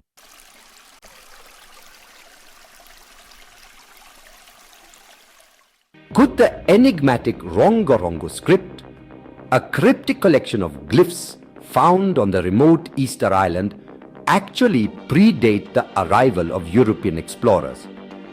This question has long teased the intellects of linguists, historians, and archaeologists alike. It's an undeciphered prose, a silent narrative etched on a paltry 30 remaining wooden artifacts, whispering the tales of a civilization lost in time. The origins of this intriguing script have remained shrouded in mystery. The prevailing conundrum: was this unique form of writing a spontaneous indigenous invention, or a consequence of cultural diffusion from external sources, possibly driven by the advent of European explorers in the 18th century? A puzzle as intricate as the script itself, waiting to be solved. Radiocarbon dating, a tool as indispensable to archaeologists as a trowel to a mason, has been employed previously to decipher this enigma. 2 tablets were subjected to this analytical technique, but their 19th century dating only added to the ambiguity surrounding the script's origins, failing to conclusively address the question of independent invention. In an attempt to unravel this linguistic Gordian knot, a recent study took a fresh approach. 4 Rongorongo tablets, safeguarded in Rome, were subjected to the meticulous scrutiny of radiocarbon dating. The results were as intriguing as they were enlightening. While 3 tablets echoed the 19th century narrative, 1 outlier emerged, a tablet that harked back to the mid-15th century. This revelation implies that the use of the script could indeed predate the arrival of external influences. However, one must tread carefully while interpreting these results. The mid-15th century date does not necessarily imply that the script was invented during this period. It merely suggests that this particular tablet was created then. The script itself could potentially be older, its origins still lurking in the shadows of prehistory. This study offers a tantalizing glimpse into Easter Island's enigmatic past. The possible pre-European origin of the Rongorongo script could shed light on the island's cultural evolution, its deforestation, and the development of its unique writing system. It's a tale etched in wood, a narrative woven across centuries, a testament to human ingenuity and resilience. Yet, the mystery of the Rongorongo script is far from solved. Like a cryptic verse in an ancient poem, it continues to tantalize, to tease, and to defy our attempts at comprehension. But each piece of the puzzle brings us a step closer to understanding this fascinating chapter of human history.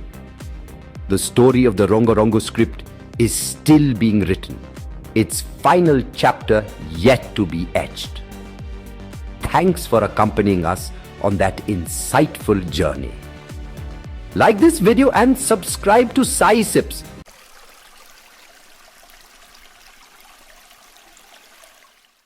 Forget vampires. The real secret to eternal youth lies with the masters of the night. Bats. Imagine a tiny creature smaller than your hand, living 40 times longer than you should. That's not fiction, friends. That's bat reality. But how do these furry flyers cheat death while mice and hamsters shuffle off after just a few years? Buckle up, because you are about to dive into a world of superhero DNA, hibernation hacks, and an immune system that laughs at Ebola. We'll crack open the science behind bat longevity, revealing secrets that could unlock the key to slowing down your own aging clock. Think wrinkle-free wings and youthful squeaks. The future is looking batty and awesome. So, ditch the anti-aging creams and join me on this scientific adventure. The average lifespan of a mammal, when scaled to body size, is a mere fraction of what bats boast. A small rodent, for instance, may eke out 2 to 3 years, while a comparably sized bat can live for 20 to 30 years. Even larger mammals, such as domestic dogs or wild deer, often clock out at a decade or two. Yet, bats, in their quiet, nocturnal existence, defy these norms. Some, like the little brown bat, can live well into their 30s, a feat that leaves other similar-sized mammals in the dust. But the real marvel, the pièce de résistance, is the Brandt's bat. This tiny winged mammal, no larger than a human thumb, can live up to an astonishing 41 years. To put this into perspective, that's akin to a human living for over 200 years. It's a feat that outpaces even the longest-lived humans, such as Jean Calment, who reached the ripe old age of 122. This longevity isn't an isolated case or an anomaly. It's a pattern, a standard, a rule, rather than an exception in the world of bats. They are the Methusela's of mammals, the grand old bats of the animal kingdom, outliving peers and predators alike. A question that we'll delve into, scrutinize, and explore in the coming scenes. Let's embark on this journey of discovery together as we unravel the secrets of these long-lived, enigmatic creatures. One key to bats' longevity lies in their slower metabolic rates. Unraveling the enigma of bats' extended lifespan, numerous studies have found a fascinating correlation between metabolic rate and lifespan. Metabolic rate, in essence, refers to the amount of energy an organism uses per unit of time. It's akin to the ticking of a biological clock. And the pace at which it ticks can have profound implications on an organism's lifespan. In the vast tapestry of life, there exists a general trend. Creatures with faster metabolic rates typically have shorter lifespans, while those with slower metabolic rates live longer. This pattern is often referred to as the rate of living theory. However, like any rule, there are exceptions, and bats are one such intriguing exception. Despite being small mammals, bats have a metabolic rate significantly lower than comparable species. Consider this. A shrew, a small mammal roughly the size of a bat, has a metabolic rate that's nearly 3 times higher. This rapid metabolic rate results in a high-energy lifestyle, which unfortunately often equates to a brief lifespan. Bats, on the other hand, defy this trend. They have mastered the art of balancing high-energy activities like flight with a slower metabolic rate, contributing to their extended lifespan. But how do bats achieve this metabolic marvel? One theory points to their ability to adjust their metabolic rate based on activity levels. When bats are in flight, their metabolic rate spikes, but when they're at rest or in hibernation, their metabolic rate drops significantly, conserving energy and reducing wear and tear on their bodies. Furthermore, bats have an efficient system for dealing with metabolic waste products, which can cause cellular damage if not properly managed. This efficient waste management, combined with a slower metabolic rate, decreases the rate of accumulated damage, thereby extending the lifespan of these fascinating creatures. This slower metabolic rate, along with other factors we'll explore later, contributes significantly to the longevity of bats. It's a captivating testament to the complexity of life and evolution, demonstrating that there's more than one way to live a long life. A slow and steady metabolic rate, it seems, indeed wins the longevity race. Beyond metabolism, bats possess superior mechanisms for DNA repair. Deep within their cells, the machinery of life tirelessly operates to mend broken strands of DNA, the very blueprint of existence. Aging, at its core, is a cascade of cellular damage spiraling into the deterioration of function and form. Yet, bats, in their quiet defiance, have developed enhanced mechanisms to stave off this relentless onslaught. These nocturnal creatures boast an extraordinary activity in genes associated with DNA repair, far outstripping their mammalian counterparts. Picture a production line of diligent workers ceaselessly repairing and rectifying, allowing the bat to maintain its biological integrity. This is a war against time, waged at the microscopic level, with bats holding the line against the inevitable march of aging. The genes associated with DNA repair are like vigilant sentinels, tirelessly working to keep the bat's cells in optimal condition. This genetic fortitude affords bats a remarkable resilience, a cellular elixir of life, if you will. In the realm of DNA repair, bats truly are the superheroes of the mammal kingdom. Bats' longevity secret also involves their unique immune system adaptations. You see, the immune system of a bat is a marvel in itself, distinct from those of other mammals. It's like the unsung hero working tirelessly in the background, fighting off threats and ensuring the bat's survival. One key aspect of this is their ability to suppress inflammation. In many mammals, including humans, inflammation is a double-edged sword. While it's a crucial part of the immune response, chronic inflammation can lead to a host of health issues, from heart disease to cancer. But bats, they've got this figured out. Their immune systems have evolved to strike a delicate balance, providing robust defense against pathogens without triggering harmful inflammation. This is achieved through a unique selection of immune genes and pathways, including a dampened NLRP3 inflammasome. This molecular complex, present in many animals, is typically responsible for triggering inflammation in response to infection. But in bats, it appears to be less responsive, reducing the risk of chronic inflammation and contributing to their long lifespan. But that's not all. Bats are also known for their resistance to diseases, including those that are fatal to other species. Their immune systems show an extraordinary ability to control viral replication, and this is thought to be linked to their long lives. You see, bats are natural reservoirs for a wide variety of viruses, including some that cause severe diseases in humans like Ebola and SARS. Yet bats remain unaffected, and this is largely due to their unique immune responses. Bats have what's known as a heightened interferon response, a part of the immune system that inhibits viral replication. In bats, this response is always on, allowing them to control viral infections without succumbing to disease. It's this remarkable combination of inflammation suppression and disease resistance that sets bats apart. These adaptations provide them with the tools to combat threats that would otherwise shorten their lifespan. In the face of disease and inflammation, bats stand resilient, aiding their lengthy existence. Lastly, bats' lifestyle choices and hibernation habits play a crucial role in their longevity. The nocturnal and dietary habits of bats form an integral part of their longevity puzzle.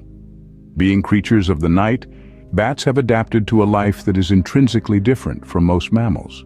This nocturnal existence allows them to evade many daytime predators, reducing the risk of premature death.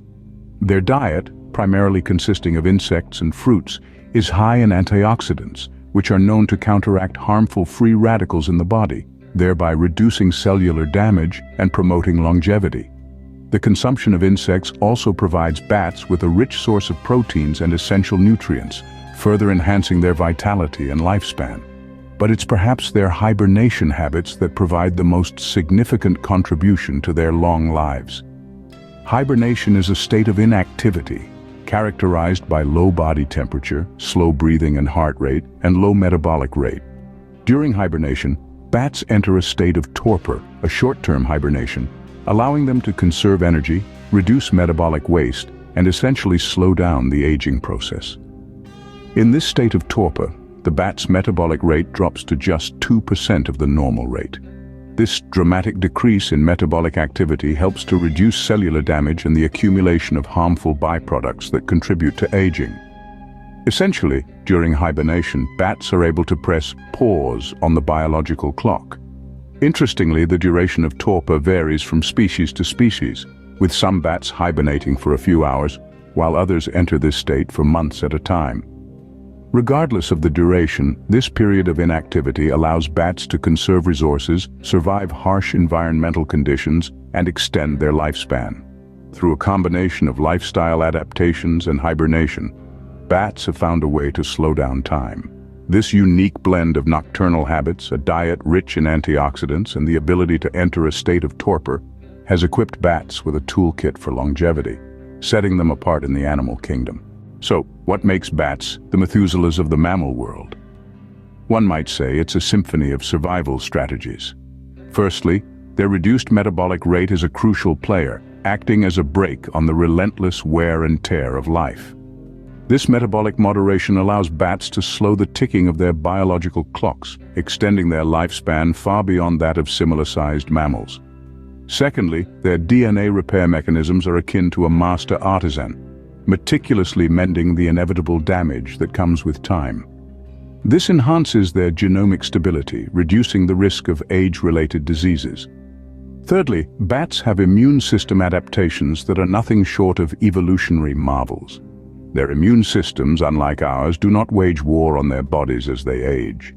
In addition, lifestyle factors such as their nocturnal habits and communal roosting offer protection from predators and environmental stressors. Finally, hibernation serves as a protective mechanism, offering a seasonal pause button on aging. In the quest for longevity, there is much we can learn from these fascinating creatures of the night.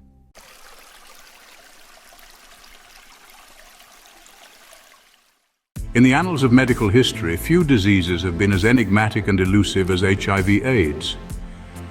From its initial emergence in the early 20th century, this viral adversary has been shrouded in mystery, perplexing the most brilliant minds in the medical and scientific communities. A silent, invisible invader, the human immunodeficiency virus, or HIV, has proven to be an enigma of epic proportions. HIV/AIDS is not just a disease, it is a global phenomenon that has touched every corner of the world, affecting millions of individuals and leaving an indelible mark on our collective human narrative. It is a complex, multifaceted medical condition, a labyrinthine puzzle that has proven difficult to unravel. From a purely scientific perspective, HIV/AIDS is a masterclass in viral ingenuity. The virus, with its uncanny ability to mutate and adapt, has been a formidable opponent, constantly staying one step ahead of our best efforts to understand and combat it. Its complex life cycle, its ability to hide within the human body, and its knack for evading the immune system have made it a challenging adversary for researchers and clinicians alike. But the enigma of HIV/AIDS extends beyond the realm of science. Its impact is felt in societies, economies, and cultures around the globe. It has forced us to confront difficult questions about public health, human rights, and social justice. It has brought to the fore issues of stigma and discrimination, and it has challenged us to rethink our approaches to healthcare and disease management. The economic toll of HIV/AIDS is staggering, with billions spent annually on research, treatment, and prevention efforts. And yet the virus continues to spread, with millions still at risk. In the face of such a formidable adversary, it would be easy to feel overwhelmed. But history has shown us that when confronted with a challenge of this magnitude, humanity has a remarkable capacity to rise to the occasion. The story of HIV/AIDS is not just a tale of a devastating disease, it is also a testament to our collective resilience, our unwavering determination, and our relentless pursuit of knowledge and understanding. But even in the face of this formidable adversary, humanity wasn't about to back down. Understanding the transmission and infective action of HIV is crucial in our fight against it. The primary modes of HIV transmission include sexual contact, sharing of needles or syringes, and from mother to child during birth or breastfeeding. In each of these instances, the virus is transferred through bodily fluids such as blood, semen, vaginal fluids, or breast milk. Once in the body, HIV seeks out a type of white blood cell called CD4 or T cells, which are integral to the body's immune response. The virus attaches itself to these cells, injects its genetic material, and uses the cell's machinery to replicate. This process eventually destroys the CD4 cell, releasing new HIV particles to infect other cells, thereby perpetuating a vicious cycle. Over time, the number of CD4 cells decreases, weakening the immune system and making the body susceptible to opportunistic infections and diseases. This is what we know as AIDS, acquired immunodeficiency syndrome. Understanding this process is not just an academic exercise, it is a crucial part of our prevention efforts. The knowledge of how HIV is transmitted guides our strategies to reduce its spread.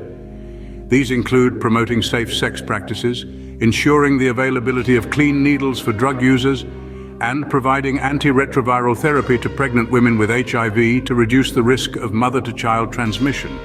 By understanding how HIV works, we can better equip ourselves to prevent its spread. This knowledge, combined with the ongoing efforts of scientists, healthcare professionals, and communities worldwide, is our best weapon in the fight against HIV/AIDS. As we ventured into the uncharted territory of this new disease, the early 1980s marked the beginning of our understanding. Like detectives on a case, scientists worldwide sought to unravel the enigma of this burgeoning epidemic. In this pursuit of knowledge, a few names stand out, their contributions pivotal in our early comprehension of HIV/AIDS. Dr. Robert Gallo and Dr. Luc Montagnier independently, yet simultaneously, identified the virus responsible for AIDS. Gallo's team at the National Cancer Institute in the United States and Montagnier's group at the Pasteur Institute in France both discovered the virus we now know as the human immunodeficiency virus. In the initial stages of understanding, this virus was given different names. Gallo's team labeled it HTLV3 and Montagnier's team called it LAV. However, in 1986, both were consolidated under the name we recognize today, HIV. Dr. Françoise Barré-Sinoussi, a member of Montagnier's team, played a significant role in this discovery. Her work in retrovirology was instrumental in identifying HIV as a retrovirus, a virus that replicates in a host cell via the reverse transcription of its RNA into DNA, an unusual and complex process. As the scientific community grappled with the realization of this new and deadly retrovirus, there was a pressing need to understand its mechanisms and impacts. Scientists knew this was no ordinary virus. It attacked the immune system directly, leaving the body defenseless against opportunistic infections. The early 1980s also saw the advent of the first HIV test developed by Dr. Gallo and his team. This test, known as the ELISA test, was a significant breakthrough. It provided a way to screen blood supplies, significantly reducing the risk of transmission through blood transfusion. These initial strides in understanding HIV/AIDS were merely the first steps in a long journey. They laid the foundation for the immense body of knowledge we possess today about the virus, its transmission, and its effects on the human body. Though the path was fraught with uncertainty, these pioneers laid the groundwork for the fight against HIV/AIDS. With each passing decade, our understanding grew, and the battlefront shifted from mere discovery to active combat. As we journeyed into the 90s, a pivotal era emerged in the fight against HIV and AIDS. Scientists and medical professionals alike, armed with the knowledge garnered from the previous decade, were now poised to make significant strides in the field of research and treatment of this enigmatic disease. This was the era of antiretroviral therapy, a game changer in every sense of the word. Introduced in the mid-90s, antiretroviral therapy, or RT, became the mainstay for HIV treatment. This potent combination of drugs designed to slow the progression of HIV marked an unprecedented shift in the way we manage this affliction. The advent of RT was a triumph of human ingenuity and perseverance. It represented a beacon of hope for those grappling with the reality of an HIV diagnosis. But this success was not without its fair share of challenges. The early iterations of RT were riddled with side effects, and adherence to the rigorous regimen was a daunting task for many. Yet as we stepped into the new millennium, refinements in antiretroviral therapy began to unfold. The regimens became simpler and more tolerable. The development of single-tablet regimens epitomized this evolution, making adherence to treatment significantly more manageable. The early years of the 21st century also heralded a newfound understanding of the virus's insidious nature. We discovered the concept of viral reservoirs, pockets where HIV could hide and evade the immune system. This revelation underscored the complexity of the disease and the challenges that lay ahead. But it wasn't all about the science. The shift in the battlefront was also marked by a change in societal attitudes. The stigma associated with HIV and AIDS began to wane. The world was starting to understand that an HIV diagnosis was no longer a death sentence. And so the tide began to turn, but the fight was far from over.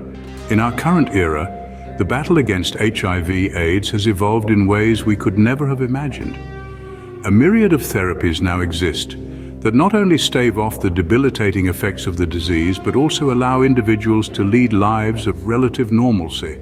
These therapies, born from the tireless efforts of scientists and doctors, are nothing short of medical marvels.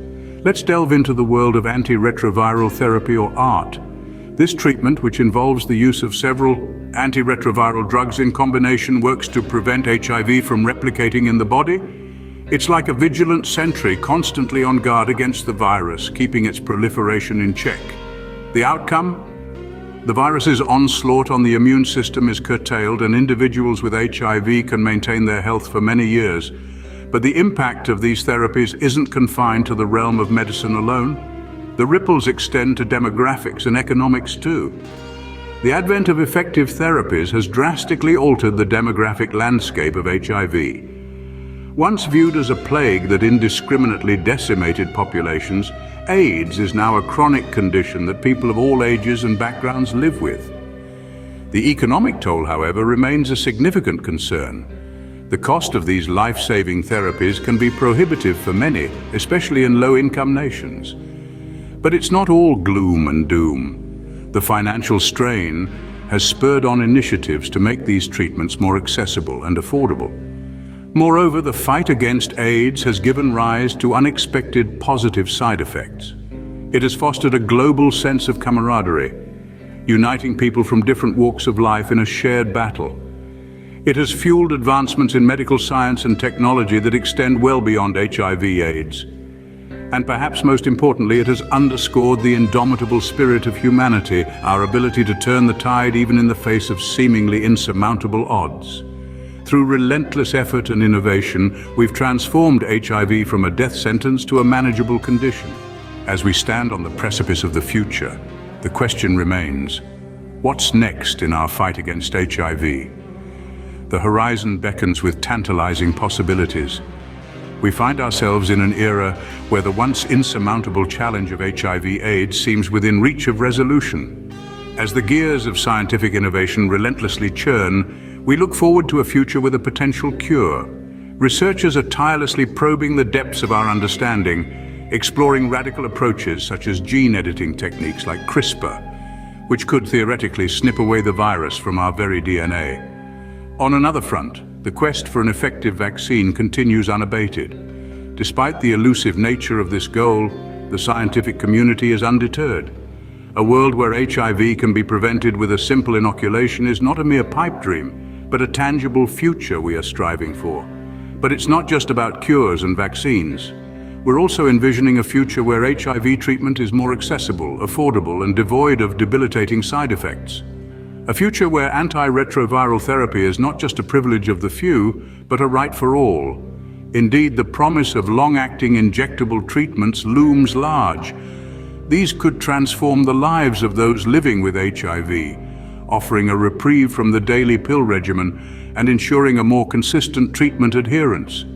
Yet, as we cast our eyes towards this hopeful future, we must not lose sight of the importance of continued research and innovation.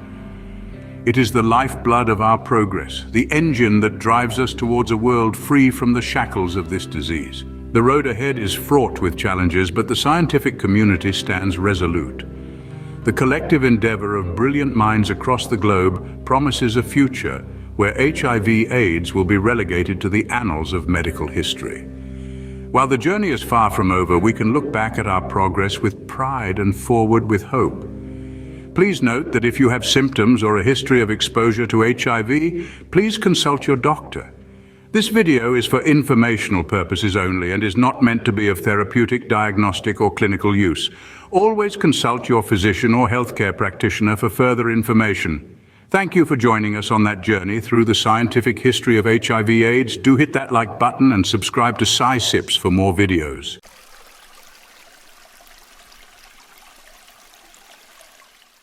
December 5, 1945. 5 Navy bombers vanished into thin air during a routine training mission. Welcome to the Bermuda Triangle. The day began like any other for the squadron known as Flight 19. 5 Avenger torpedo bombers took off from Fort Lauderdale, Florida, manned by 14 airmen, ready to carry out a routine navigation exercise. But as the hours ticked by, it became clear that something was amiss. The planes, along with the men on board, disappeared without a trace, leaving behind only radio transmissions filled with confusion and fear. In an attempt to locate and rescue the missing airmen, a PBM Mariner seaplane with a crew of 13 was dispatched. But fate had a cruel twist in store. The rescue plane, too, vanished into the depths of the Atlantic Ocean, adding to the mystery and the body count. The Bermuda Triangle had claimed its first victims, but it was far from finished. The Bermuda Triangle, a 500,000 square mile area between Miami, Bermuda, and Puerto Rico, has been shrouded in mystery for decades. This vast stretch of the Atlantic Ocean is a marvel of unique geography. It's a crossroad of ocean currents, with the Gulf Stream coursing through its western edge, acting as a marine superhighway for both natural and man-made vessels. The Sargasso Sea, the world's only sea without a land boundary, lies within the triangle's bounds. Its thick seaweed a natural trap for unprepared sailors. Then, there are the deep-sea trenches that plunge to unfathomable depths, hiding secrets in their dark, cold abyss. These trenches are not just geographical features. They are living, dynamic entities, their movements capable of creating seismic activities that can trigger rogue waves, an unsuspected peril for any vessel. The Bermuda Triangle isn't just unique for its geography, it's also a region of unusually high magnetic variations. You see, in most parts of the world, true north and magnetic north align closely enough for negligible difference. But not here. In this aquatic enigma, compasses have been known to behave erratically, leading to navigational nightmares. Imagine for a moment being a pilot or a sailor, trusting your compass, only to have it betray you mid-journey. It's a chilling thought, isn't it? And then, there's the traffic. The Bermuda Triangle is one of the busiest shipping lanes in the world, with countless vessels traversing its waters daily. It's a major air traffic corridor too, with numerous flights crossing above its waves. With such heavy traffic, both by air and sea, the probability of accidents naturally escalates. Despite its ominous reputation, the Bermuda Triangle is a bustling hub of human activity. It's a place where the forces of nature and human error can conspire to create tales of lost ships and vanished planes, stories that continue to feed the mystique of the Bermuda Triangle.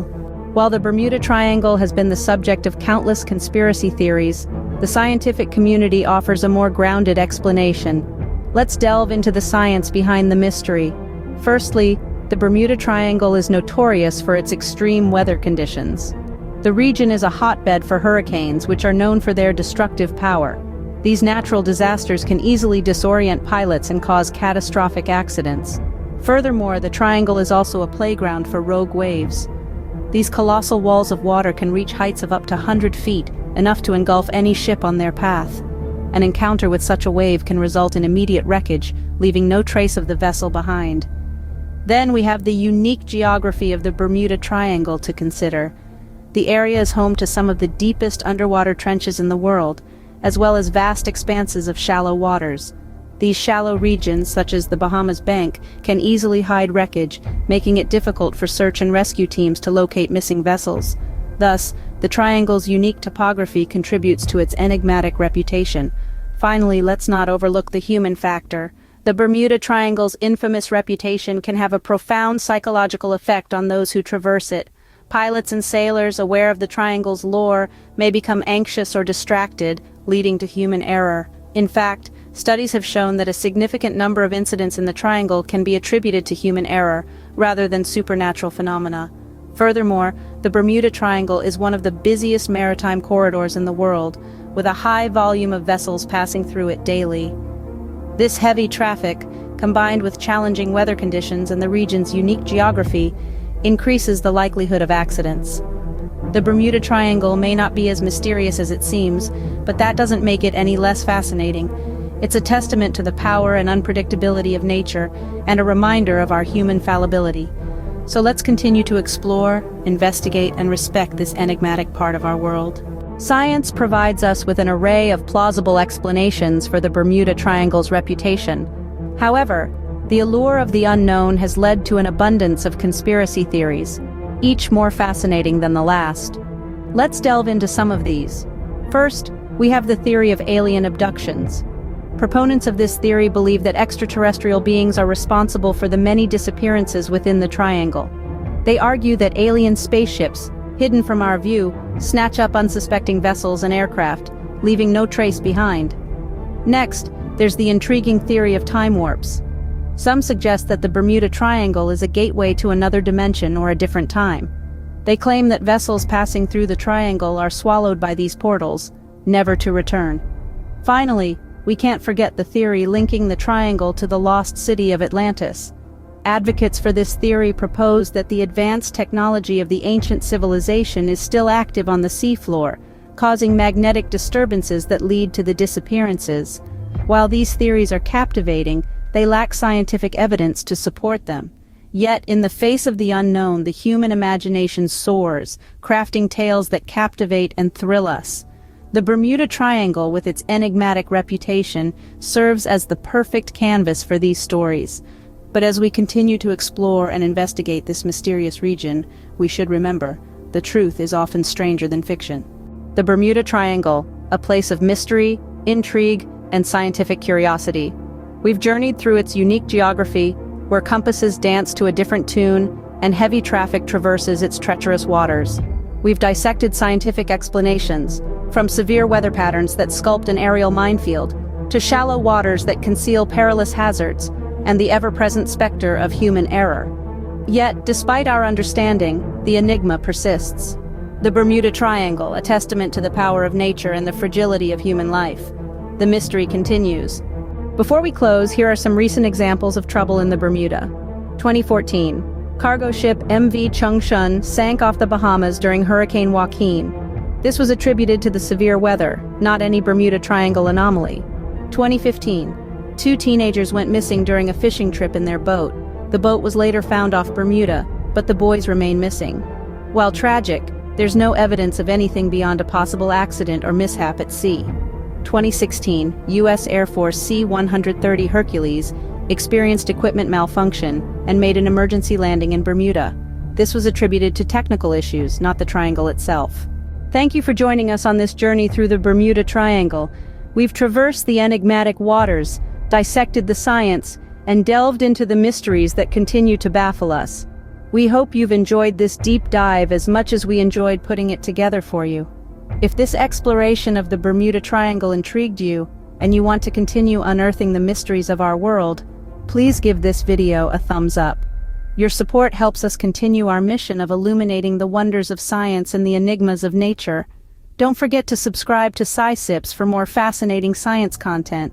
We're always brewing something interesting, and we'd love for you to be a part of our science-loving community. As we sign off from the depths of the Bermuda Triangle, we leave you with this thought. The world is full of mysteries waiting to be uncovered. Stay curious, keep exploring, and we'll see you in the next video. Until then, safe travels through the vast ocean of knowledge.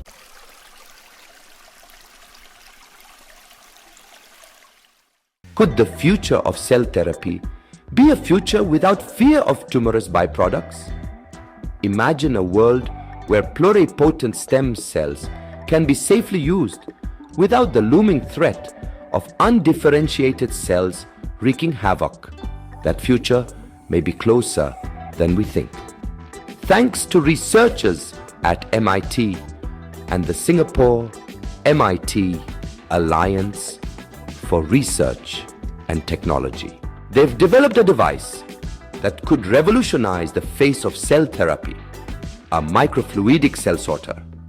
This device, small but mighty, harnesses the principle of deterministic lateral displacement, a microfluidic technique that exploits the size difference between pluripotent stem cells and their progenitor counterparts. This allows the device to efficiently and safely sort out the undifferentiated cells, which carry the potential to form tumors. But the genius doesn't stop there. This device is not just efficient, it's also remarkably fast, capable of sorting over 3 million cells per minute. Connect multiple devices together, and you could be looking at the processing of over 500 million cells per minute. Now that's a staggering figure. What's more, this device is designed for mass production at a low cost, making it a viable option for large-scale cell therapy treatments. However, it's not just about the quantity. Quality is key, and this device doesn't disappoint. It has been shown to successfully remove about 50% of the tumor risk-associated cells in a single pass, without the need for special compounds or costly ingredients. This breakthrough represents a significant stride towards safer cell therapy, particularly for those suffering from spinal cord injuries. But before it becomes a standard feature in our medical toolkit, there are still hurdles to cross. The device is currently being tested in larger studies and animal models to evaluate its in vivo performance. In summary, the microfluidic cell sorter, developed by MIT and the Singapore-MIT Alliance, has the potential to significantly improve the safety of cell therapy treatments.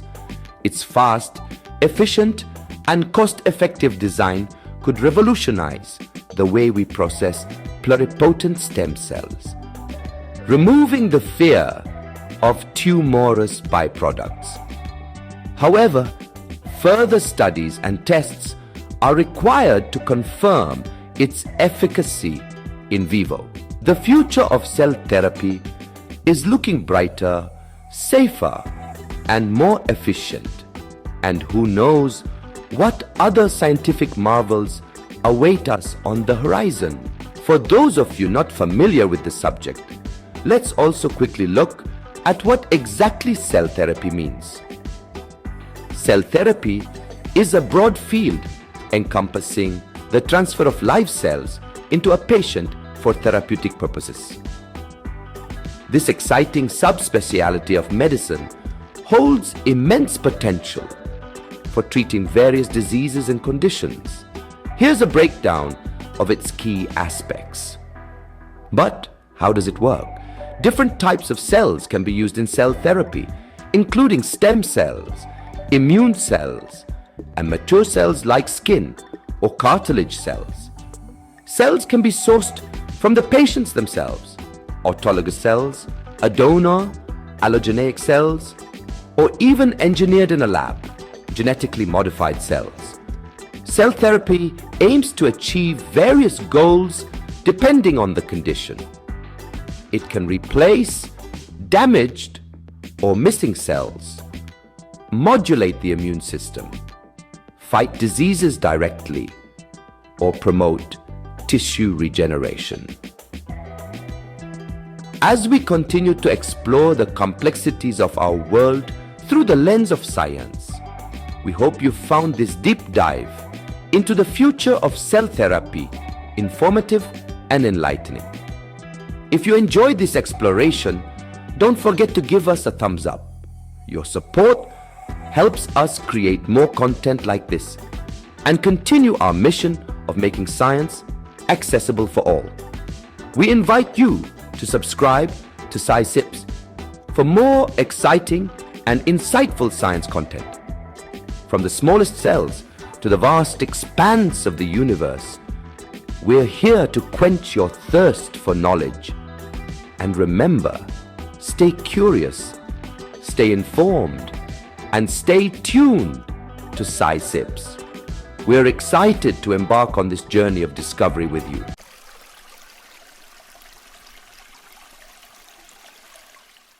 Hello, science sippers. Buckle up, because we're diving into the fiery world of chilies. Forget everything you thought you knew about these spicy fruits. In this two-part series, we're cracking open the science behind the heat, the history that'll blow your mind, and the mind-bending facts that'll make you say, "Whoa, chilies are lit." In part one, we're talking about the history of the chili pepper and a little about the botanical facts. Then, we'll look at Columbus's big mistake that changed the spice game forever. We'll finish part one by learning about the Scoville scale. It ain't just a number, it's a heat battle. Then in part two, we'll delve into the journey of the chili pepper from ancient civilizations to futuristic farms exploring the humble chili's epic journey through time. Then we'll discover capsaicin, the fiery molecule that tricks your brain and heals your body. After that, we'll discover the hottest pepper in the world. Can you handle the heat? Finally, we'll explore the future of these spicy fruits from medicine to space exploration. So smash that subscribe button, hit the notification bell, and get ready for a wild ride into the science of chilies. This is going to be epic. You don't want to miss it. Let's dive right in. Have you ever pondered the historical significance of the humble chili pepper? Now let's look at the botanical beginnings and archaeological significance of this fiery fruit. Chilies belong to the capsicum genus, a part of the Solanaceae family, commonly known as nightshades. This genus is native to the Americas, where it has thrived for thousands of years. Archaeological evidence suggests that chilies have been a part of human diets since 7,500 BC, making them one of the oldest cultivated crops in the Americas. Excavations in Tehuacan Valley, Mexico have yielded chili pepper residues, seeds, and even whole fruits, preserved in pristine condition. These findings offer a fascinating glimpse into the prehistoric human palate and the culinary practices of the time. But the significance of chilies extended beyond the dinner table. In many ancient cultures, these fiery fruits held a revered place in rituals and ceremonies.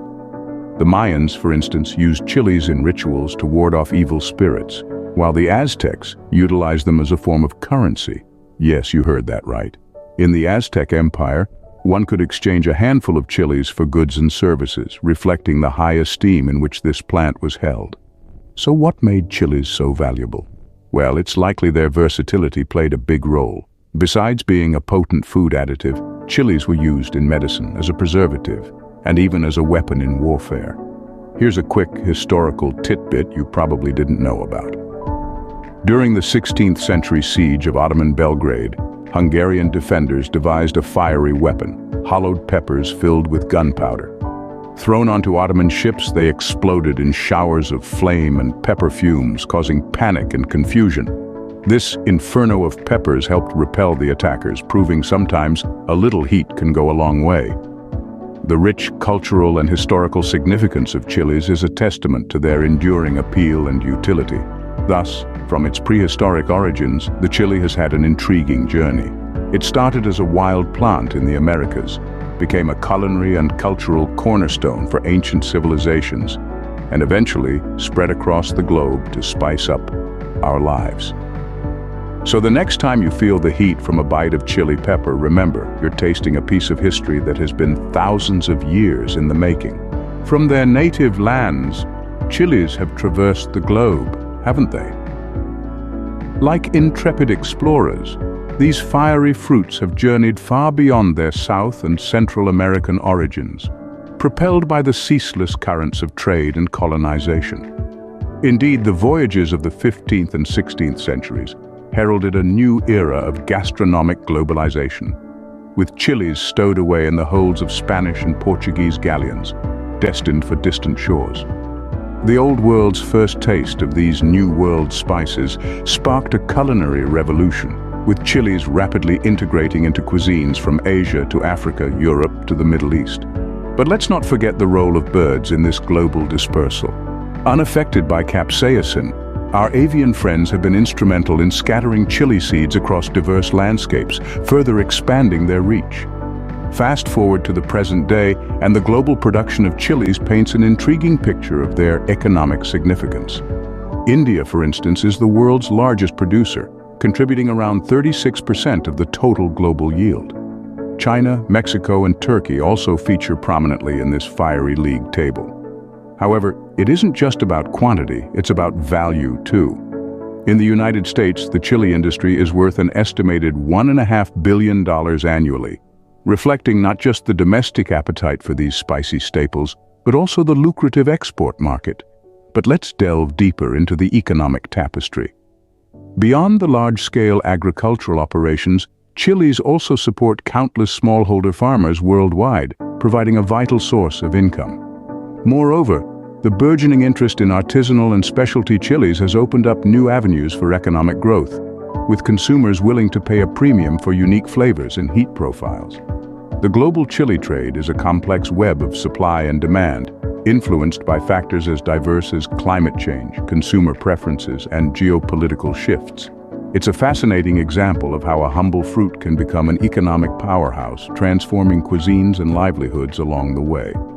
Here's a little-known story from the annals of history. In the 18th century, Swedish King Gustav III banned coffee to promote domestic tea consumption. Enterprising citizens, however, found a fiery solution: Spanish snuff, a mix of ground coffee beans and chili powder. This ingenious and probably eye-watering workaround challenged the ban and exposed the king's unpopular policy, showcasing the rebellious spirit and love for coffee, even when spiced up with controversy. From their early days in the Americas, chilies have truly become citizens of the world, shaping our palates, our cultures, and our economies. The story of Christopher Columbus and chilies is fascinating, isn't it?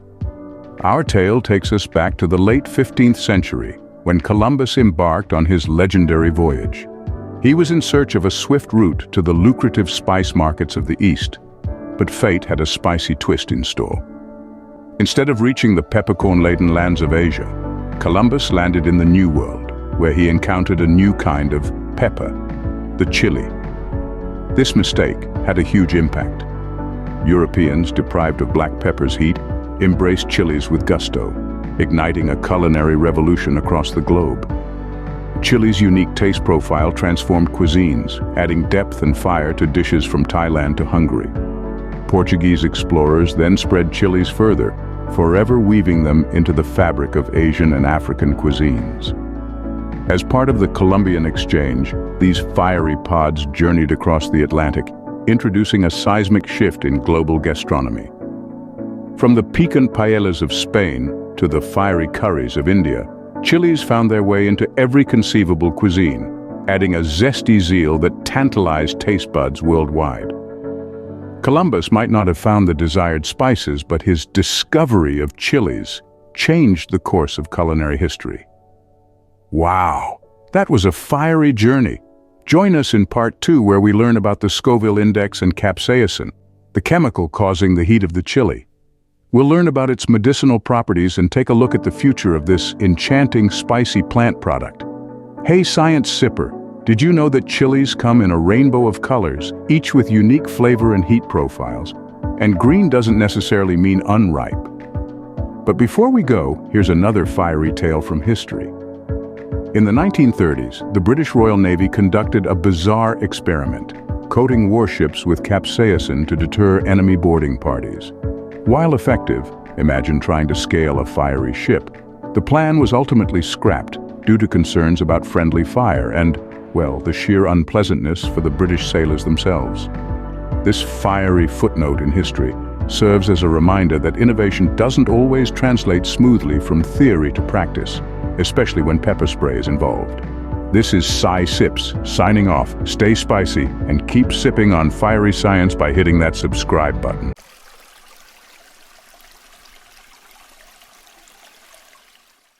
Welcome to part 2 of this mini-series on chili peppers. If you haven't already, do check out part 1, where we explore the botanical, archaeological, and culinary journey of these spicy fruits. In this second part, we'll delve into the Scoville scale, finding out how chilies are graded by spiciness. We'll rediscover the active element in chilies, capsaicin, and uncover its myriad of uses. We'll then close off by exploring what the future has in store for chili peppers. Before we begin, here are a few chili facts. Milk doesn't actually douse the fire. Contrary to popular belief, milk doesn't cool the burn from chilies. While the fat content might offer temporary relief, water or milk with sugar are actually more effective due to their ability to dissolve capsaicin. Chili plants can cry milk. When stressed, chili plants release drops of a milky liquid through tiny pores on their stems and leaves. This pepper milk acts as a natural insect repellent, keeping pests at bay. Let's dive right in then. The heat of a chili is not a subjective matter, is it? We might perceive the spiciness of a dish differently, but the pungency of chilies themselves can be quantified. The tool for this is the Scoville scale, an index developed by Wilbur Scoville in the early 20th century. This ingenious scale measures the pungency or spicy heat of chili peppers and other spicy foods. How does it work, you ask? The Scoville scale quantifies the concentration of capsaicin, the chemical compound responsible for the fiery sensation. A chili pepper's rating on the Scoville scale is expressed in Scoville heat units, or SHUs. For example, your run-of-the-mill bell pepper sits comfortably at 0 SHUs, while a jalapeno can reach up to 8,000 SHUs. However, these are child's play when it comes to the world's hottest peppers. Let's take a moment to appreciate the fiery marvels that top the Scoville scale, shall we? First, we have the Bhut Jolokia, also known as the ghost pepper. Hailing from India, this pepper boasts an impressive 1 million SHUs. Consuming it is not for the faint-hearted, and it once held the title of the world's hottest pepper. Yet the title is now held by a pepper that makes the Bhut Jolokia seem lukewarm.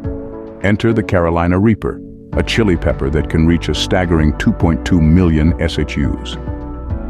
That's equivalent to ingesting nearly 400 jalapenos at once. The Scoville scale has its limits, though. Measuring heat in Scoville heat units, SHU, it wasn't designed for ultra-hot peppers like the Carolina Reaper. These monsters clock in at millions of SHU, pushing the scale's boundaries and requiring additional methods for heat measurement. The creation of the Carolina Reaper is no accident. It is the result of careful crossbreeding by cultivators seeking to create ever hotter peppers. As such, the race for the title of world's hottest pepper is a fiery contest indeed. As we delve deeper into the world of chilies, remember that the Scoville scale is more than just a measure of heat. It's a testament to the incredible diversity of chilies and the fiery passion of those who cultivate them. Capsaicin, the active component of chilies, has a surprising range of medical applications. This fiery compound, a member of the vanilloid family, is characterized by a benzene ring, a tail of fatty acids, and an amide bond that allows it to bind to TRPV1 receptors in our bodies. These receptors, typically responsive to heat, are tricked into believing they're under thermal stress, resulting in that familiar burning sensation. But beyond its culinary heat, capsaicin's interaction with these receptors has fascinating medical implications. It's a potent analgesic, often used in topical creams and patches to alleviate chronic pain from conditions like arthritis or nerve damage. This is due to its ability to desensitize pain-sensing neurons, providing temporary relief. Moreover, research is delving into capsaicin's potential anti-cancer properties. Initial studies suggest capsaicin may induce apoptosis, or programmed cell death in certain types of cancer cells, offering a new avenue for therapeutic exploration. Capsaicin, thus, is a potent compound with far-reaching medical implications. Capsaicin, the molecule responsible for the fiery kick in chilies, is turning heads beyond pain relief and cancer treatment. Here's a glimpse into its emerging medical uses. Obesity fighter. Studies suggest capsaicin boosts metabolism and reduces fat storage, offering potential in battling obesity and related diseases. Diabetes warrior. Preliminary research hints at capsaicin's ability to improve insulin sensitivity and regulate blood sugar, raising hope for its role in diabetes management. Alzheimer's aid. Capsaicin's interaction with brain receptors might improve memory and protect against cognitive decline, sparking excitement for its potential in Alzheimer's research. Wound healing hero. Capsaicin shows promise in promoting wound healing by increasing blood flow and reducing inflammation. Antibacterial avenger. Recent studies suggest capsaicin effectively combats certain bacteria, potentially offering a natural alternative to antibiotics. While these applications are still in their early stages, the diverse medical potential of capsaicin is truly exciting. This fiery molecule might just hold the key to unlocking new treatments for a range of health challenges in the future. What does the future hold for our fiery friend, the chili? One may wonder. Well, the horizon is as vibrant and diverse as a chili pepper garden. Let's explore the realm of agriculture first. As we grapple with climate change, scientists are working on creating chili varieties that are more resilient to extreme weather conditions. These new breeds, fortified through selective breeding and genetic engineering, could potentially thrive in drought, excessive heat, and even frost. Then there's the quest for heat. The growing interest in super hot chilies is leading to a race among horticulturists. The aim, to breed the next record-breaking chili. This pursuit of heat isn't just about bragging rights. The capsaicinoids that lend chilies their heat also have numerous health benefits, making these super hot chilies an intense cocktail of flavor and health. Speaking of health, capsaicin, the piquant protagonist of our chili narrative, continues to be a subject of medical research. It already has a rich portfolio of therapeutic uses, from pain management to weight loss. But scientists are probing deeper, studying its potential in treating cardiovascular diseases, cancer, and even neurological disorders. The future might see us harnessing the heat of chilies not just for our taste buds, but for our overall well-being. And finally, let's take a leap into space. Yes, you heard it right, space. The recent cultivation of chilies on the International Space Station has opened up a new frontier for our peppery pal. As we eye Mars and beyond, chilies might become a staple for astronauts, offering a much-needed zest to their space rations. Here's a fantastic vent from space about our fiery friends. In 2021, astronauts aboard the International Space Station became the first humans to grow and taste chilies in space. It wasn't just about spice, though. This experiment aimed to see if growing crops in microgravity was feasible for future, longer-duration space missions. But here's the funny part. When the astronauts finally harvested their peppers, they discovered one had gone missing. Did a mischievous space critter snatch it, or did it float away in a fit of spicy rebellion? The mystery remains unsolved, but it adds a dash of humor to the already impressive feat of growing chilies among the stars. As we look ahead, one thing is clear. The chili, modest in size but mighty in impact, continues to evolve and adapt. From fields to laboratories, from our plates to our medicine cabinets, and even to the farthest reaches of space, this fiery fruit is set to blaze new trails, The Chilli, it seems, has a bright and spicy future ahead. Thank you for joining us on that fiery journey. Do like this video and subscribe to Sci Sips for more exciting videos.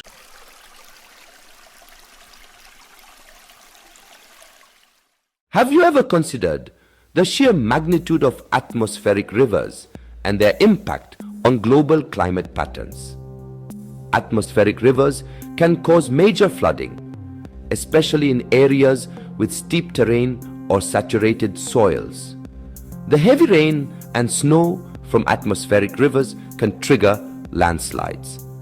And while they can bring beneficial precipitation, they can also contribute to drought conditions by drawing moisture away from other areas. Atmospheric rivers can also cause debris flows, which are a type of landslide that includes a mixture of water, soil, and rock. These long, narrow regions in the atmosphere, capable of transporting more water vapor than the Amazon River, are not just fascinating phenomena, but crucial components in our understanding of the Earth's climate system. Now, to comprehend the formation of atmospheric rivers, we need to delve into the workings of our atmosphere. Imagine a channel of water vapor stretching over an area that is 1,245 miles long and 620 miles wide. That's humongous! These channels are formed when moisture moving out of the tropics is channeled into narrow pathways in the atmosphere. They make landfall when they encounter large mountain ranges, leading to extreme precipitation events.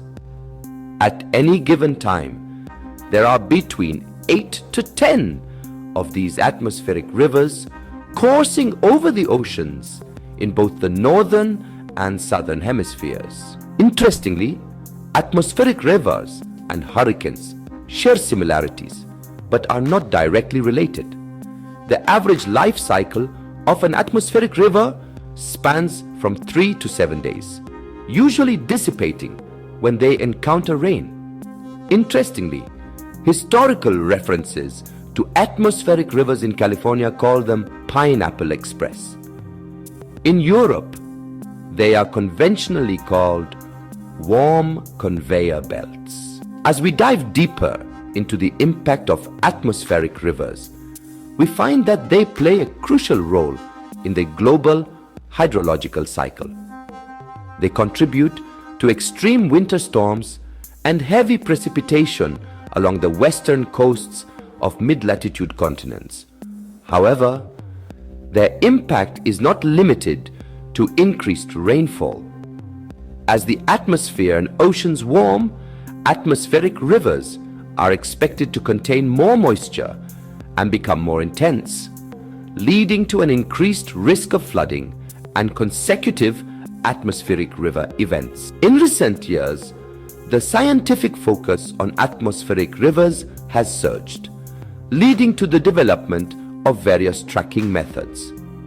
The Atmospheric River Tracking Method Intercomparison Project, or ARTMIPE, aims to understand uncertainties in atmospheric river science by examining different detection and tracking methodologies. The choice of method significantly affects the climatological characteristics of atmospheric rivers and the precipitation they produce, with implications for regional hydroclimate. Determining the largest atmospheric river can be tricky, as size can be measured in different ways. However, two strong contenders for the title exist. In first place is the A.R. Dana from November 2019. Originating in the Atlantic Ocean, it traveled across North Africa and made landfall over the Zagros Mountains. It holds the record for the longest atmospheric river, spanning an incredible 9,000 kilometers, 600 miles. Its water transport was equivalent to more than 150 times the combined flow of the four major rivers in the region: Tigris, Euphrates, Karun, and Kake. Coming in at a close second is the February 2023 California storm. It impacted the west coast of the United States, particularly California.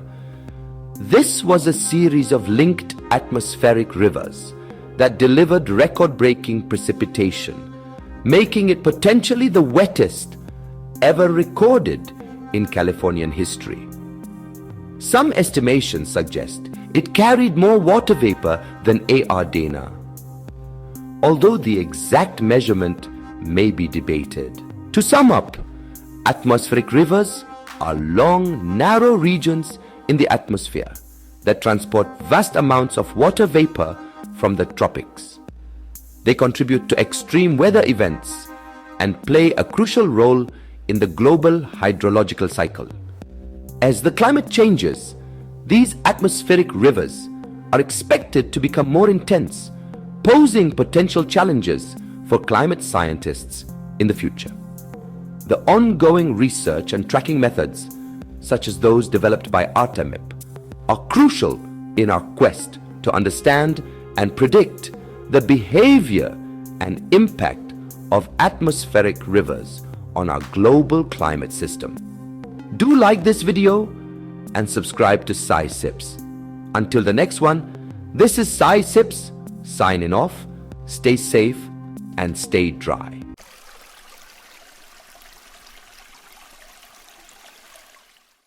Ever heard of a medical treatment that involves, well, donated poop? It sounds crazy, right? But before you click away, hear me out. This isn't just your average bathroom humor. We're diving into the fascinating world of fecal transplants, a treatment that's revolutionizing gut health. Imagine feeling constantly unwell, battling stubborn infections, and conventional medicine just isn't cutting it. Then boom, a healthy dose of, you guessed it, changes everything. Sounds unbelievable, right? But that's the potential of this groundbreaking therapy. This video isn't just about the weirdness factor, though let's be honest, it is kind of weird. It's about science, hope, and the incredible power of our gut microbiome. We'll explore the history, the science, the controversies, and most importantly, the real-life stories of people whose lives have been transformed by this unorthodox treatment. So are you ready to get down and dirty, metaphorically of course? Buckle up, grab your metaphorical hazmat suits, and let's explore the wild world of fecal transplants. Fecal microbiota transplant, or FMT, is a process involving the transfer of fecal bacteria from a healthy individual to a recipient, aiming to restore the balance of the gut microbiota. Our gut is a bustling metropolis of microorganisms, a delicate ecosystem where balance is key. Disruption in this balance, known as dysbiosis, can open the floodgates to a host of diseases, from inflammatory bowel disease and irritable bowel syndrome to obesity and autism spectrum disorder. In essence, FMT offers a way to reset this balance, to bring the gut microbiota back to its optimal state. In the world of gastroenterology, FMT is akin to a revolution, promising a myriad of potential therapeutic applications. The journey into this fascinating realm has only just begun. Ancient practices suggest an underlying awareness of FMT's potential, but weren't part of established medical systems. The earliest documented case comes from Jie Hong, in 4th century China, who used yellow soup, likely diluted stool, to treat severe diarrhea. While interesting, this method wasn't widely adopted in the West. Some historical accounts suggest similar practices by Bedouin groups and European soldiers, further highlighting the concept across cultures. In 1958, the first reported medical use in Western medicine happened in Colorado. Dr. Ben Eisman treated 4 critically ill patients with fulminant pseudomembranous colitis, later known as C. diff, using fecal enemas from healthy donors. All patients recovered quickly. In 1988, Dr. Thomas Borody in Australia treated an ulcerative colitis patient with FMT, leading to long-term symptom resolution. However, some question the validity of this specific case due to lack of independent verification. The 1958 case marks the documented start of FMT in modern medicine, although its details differ from today's procedures, and the 1988 case may not be fully verified, but still contributes to the narrative of FMT's development. Embarking on the journey of fecal microbiota transplantation, one encounters various meticulous steps from donor screening to the actual transfer. The first step, donor screening, is paramount. Potential donors are meticulously evaluated for any infectious diseases, metabolic conditions, or other health issues that might be transferred through the fecal microbiota. This includes a comprehensive medical history review, physical examination, and extensive laboratory testing. A key focus is ensuring that donors have not recently used antibiotics, as this can significantly alter the gut microbiota. Following successful screening, we move to the second step, stool collection. This is a crucial phase where timing and technique matter. The donor's stool must be collected within a short time frame after defecation, typically within 6 hours. It is then stored in a sterile anaerobic environment to maintain the viability of the microbial community. Next comes the preparation phase. The collected stool is processed in a laboratory under strict anaerobic conditions to keep the bacteria alive. It is mixed with a saline solution, homogenized, and then filtered to remove any solid material. The resulting fecal suspension is a rich concoction of the donor's gut microbiota, ready for transplantation. The final step is the transfer. This is where the prepared fecal suspension is introduced into the recipient's gastrointestinal tract. The most common routes are through colonoscopy, nasogastric tube, or capsules taken orally. The choice of route largely depends on the recipient's condition and the treating physician's preference. Each of these steps is carried out with utmost precision and care. From choosing the right donor to ensuring the fecal suspension is properly prepared and administered, every detail is accounted for. It's a complex yet fascinating process, intertwining the mysteries of our gut microbiota with the promise of healing. The meticulous procedure of fecal microbiota transplantation ensures the safety and efficacy of this intriguing therapeutic approach. FMT's most notable application lies in combating the formidable Clostridium difficile infections. Imagine a world where a single bacterium can wreak havoc within the gastrointestinal tract, leading to severe diarrhea and life-threatening inflammation of the colon. That's the reality of Clostridium difficile, or C. diff, a stubborn pathogen that has confounded medical practitioners for decades. Enter fecal microbiota transplantation. This seemingly unconventional procedure has proven to be a potent weapon against recurrent C. diff infections. By introducing a healthy donor's fecal matter into an infected individual's colon, we can effectively repopulate the gut with beneficial bacteria, thereby outcompeting C. diff and restoring balance within the gut microbiome. No longer are we left defenseless against the onslaught of this relentless pathogen. FMT has shown remarkable success rates, with clinical studies reporting resolution of symptoms in up to 90% of treated patients. This is a significant stride in gastroenterology, a field that continuously faces the challenge of antibiotic resistance and recurrent infections. FMT has indeed emerged as a beacon of hope in the battle against C. diff infections. The realm of FMT extends beyond the confines of C. diff infections, venturing into other disease domains. As we delve deeper into the labyrinth of the human gut, we find that FMT has shown promise in a host of other conditions. Let's start with inflammatory bowel disease, a complex disorder where the gut's immune response goes awry. Early studies hint at the potential of FMT to restore the gut's microbial equilibrium, thus alleviating IBD's debilitating symptoms. On the other hand, irritable bowel syndrome, a condition marked by chronic abdominal discomfort and altered bowel habits, has also seen potential benefits from FMT. By resetting the gut's microbial balance, FMT might offer a novel approach to managing IBS. Obesity, a global epidemic, is another frontier where FMT has shown potential. By modulating the gut microbiota, FMT could possibly influence metabolic processes, thereby aiding weight management. Lastly, the mysterious realm of autism spectrum disorder. Emerging research suggests that gut microbiota might play a part in ASD, opening the door for potential therapeutic use of FMT. The potential applications of FMT are as diverse as the microbiota it seeks to regulate. Like any medical intervention, FMT is not devoid of risks and side effects. Unveiling the underbelly of fecal microbiota transplantation, one must tread with caution. The potential risks and side effects associated with FMT are multi-layered. Infection risks are a primary concern, as despite rigorous donor screening, the potential for transmission of pathogenic organisms persists. The complexity of the gut microbiome and our limited understanding of it make predicting and preventing these infections challenging. Then there are adverse reactions. Patients may experience short-term side effects like discomfort, bloating, or diarrhea, but the long-term implications can be even more profound. The gut microbiome is a delicate ecosystem, and altering it could potentially lead to unforeseen health issues. The risk of unpredicted long-term effects also looms large. As we dive deeper into the vast ocean of the human microbiome, we are only beginning to grasp its influence on our overall health. The risks and side effects of FMT underscore the importance of rigorous research and regulatory oversight in this field.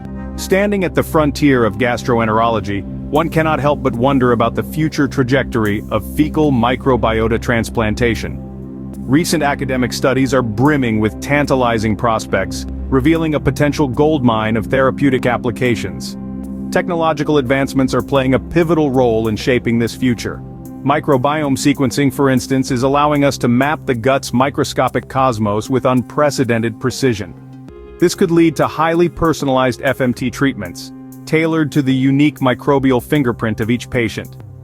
Ongoing research is also pushing the boundaries of FMT beyond the realm of intestinal disorders. Preliminary studies suggest its potential in managing systemic conditions, such as cardiovascular disease and even neurological disorders. What's more, the exploration of synthetic microbiota transplants built from scratch in the lab could revolutionize the field, eliminating the need for human donors and the risk of pathogen transmission. As we delve deeper into the mystery of our gut microbiota, FMT stands poised to redefine the boundaries of gastroenterology.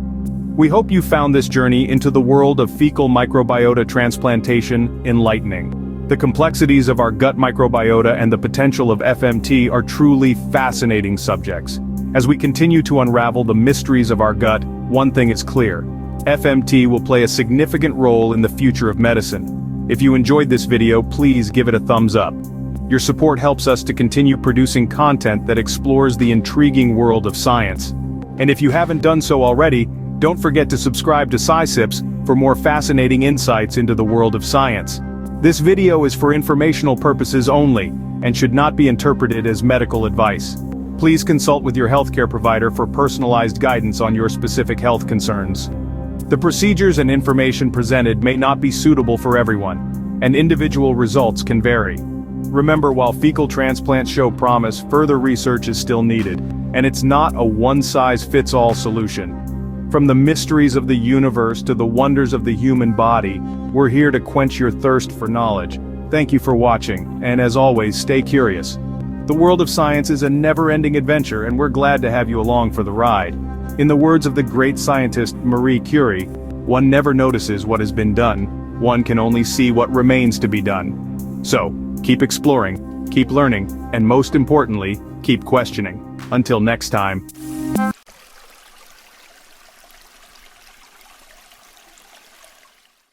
For centuries, whispers swirled of a mysterious illness passed through touch, leaving a trail of sorrow.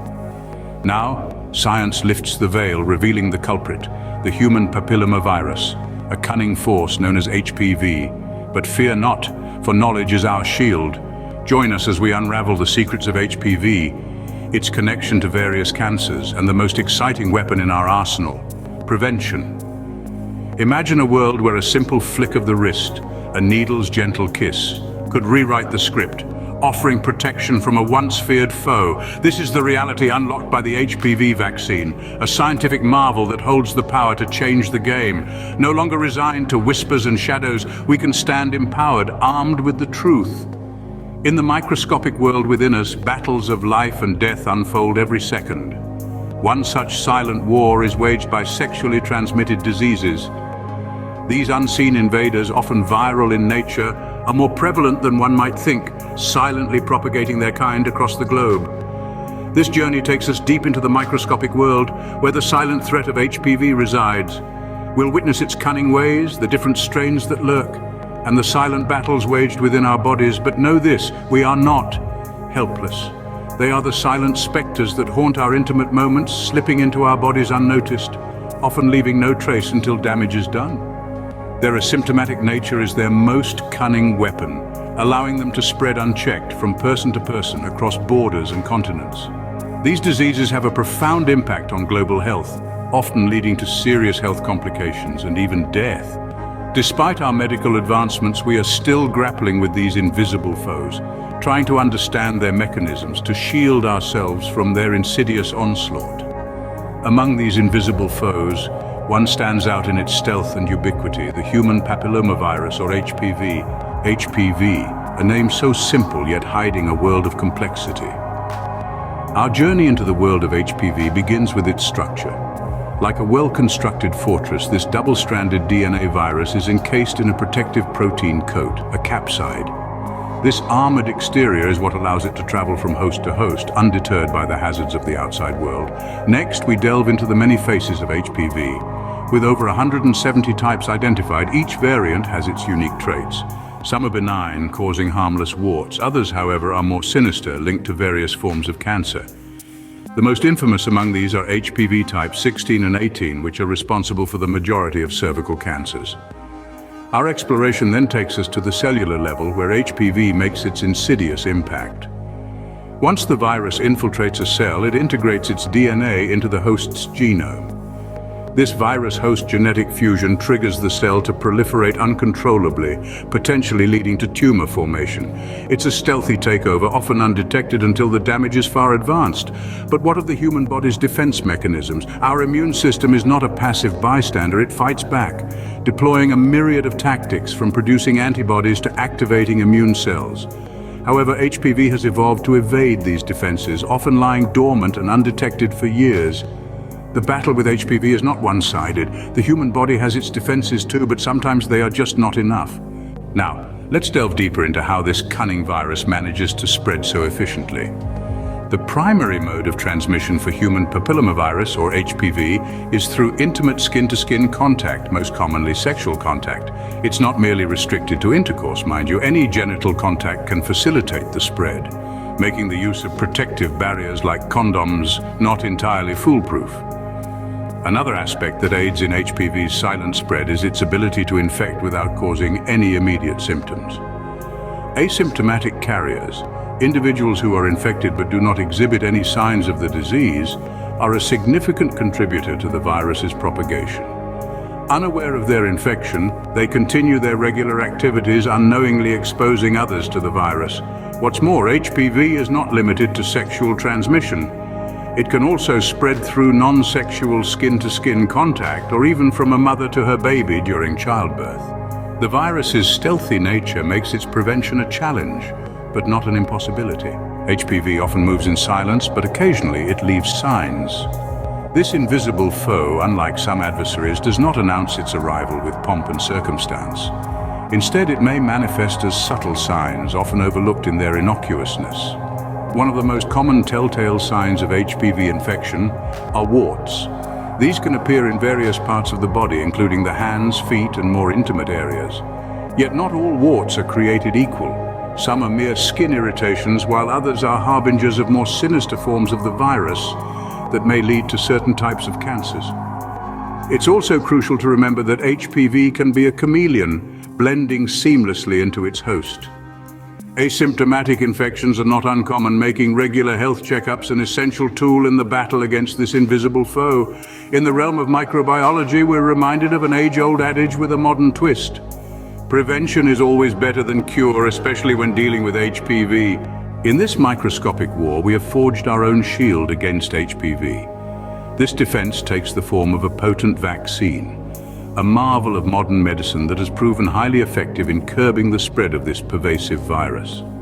The HPV vaccine works by stimulating our immune system to produce antibodies against the virus, acting as sentinels in our bloodstream, ever vigilant against the invader. Let's delve into the role this vaccine plays in preventing HPV-related cancers. The vaccine targets the HPV types most likely to cause cervical, anal, oropharyngeal, penile, vulvar, and vaginal cancers. An early vaccination, particularly before exposure to the virus, is paramount. This is why it is recommended for children aged 11 to 12, as it provides them with a robust shield before they become sexually active. The battle against HPV is ongoing, but with modern research, we are gaining ground. The HPV vaccine is not just a shield, but a beacon of hope, a testament to our collective resilience against this microscopic foe. Scientific exploration is our greatest weapon against HPV. This statement rings true as our understanding of this complex virus continues to evolve.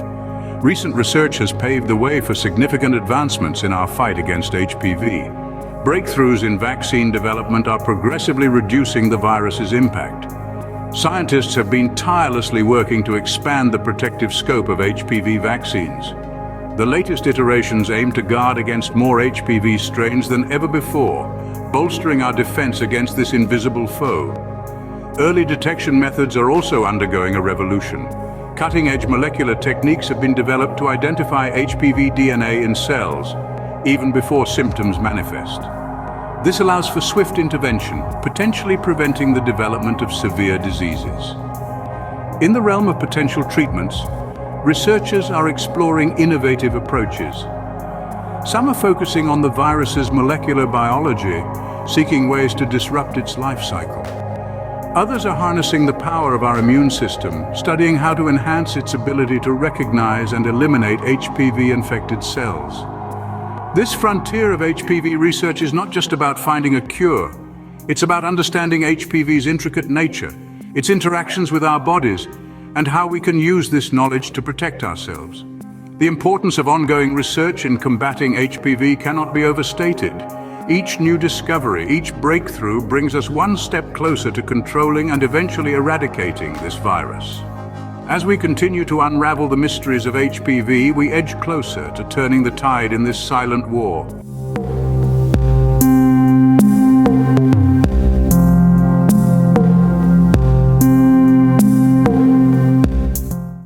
One, not just for girls. While girls are usually the focus of HPV vaccination campaigns, boys benefit too. The vaccine protects against genital warts, anal cancer, and some head and neck cancers in men. 2. Oral HPV, it's a thing. While mostly associated with genital transmission, HPV can also spread through oral sex. This type can contribute to oropharyngeal cancer, especially in men. 3. HPV doesn't guarantee cancer. Even with HPV infection, most people's immune systems clear it naturally. However, some types persist and raise the risk of cancer. 4. Self-clearers meet lingerers. Different HPV strains behave differently. Some clear within months, while others can linger for years or even decades before causing problems. 5. Pap tests still matter, even with vaccination. Although the vaccine is highly effective, it doesn't cover all HPV strains. Regular Pap tests or HPV co-testing remain crucial for early detection of cervical abnormalities. This video is for informational purposes only and should not be considered a substitute for professional medical advice. Please consult with your healthcare provider for personalized recommendations regarding HPV vaccination, screening, and any other health concerns. Don't hesitate to ask questions, express concerns, and actively participate in decisions about your health. Remember, you are your own best advocate. Empower yourself further by visiting the websites for the Centers for Disease Control and Prevention, CDC, and the World Health Organization, WHO. Hey science enthusiasts, did this video tickle your curiosity about HPV and its prevention? If so, give it a big thumbs up to let us know. Remember, prevention is key when it comes to HPV and related cancers. Share this video with your friends and family to spread the knowledge. And for more science-backed insights delivered in bite-sized videos, don't forget to subscribe to SciSips. New discoveries await, so join the adventure. Until next time, stay curious, stay healthy, and keep sipping on science.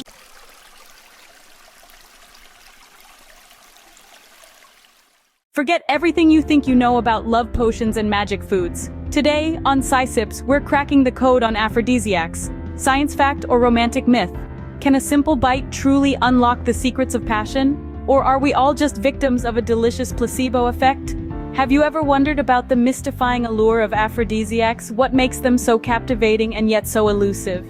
Let's embark on a journey to demystify the enchanting world of aphrodisiacs. The term aphrodisiac, a word as intriguing as its implications, finds its roots in Greek mythology. Named after Aphrodite, the goddess of love, beauty, and fertility, the aphrodisiac has been an object of fascination and speculation for centuries. From the dawn of civilization, aphrodisiacs have held a significant place in the tapestry of human culture, permeating rituals, traditions, and even the culinary world.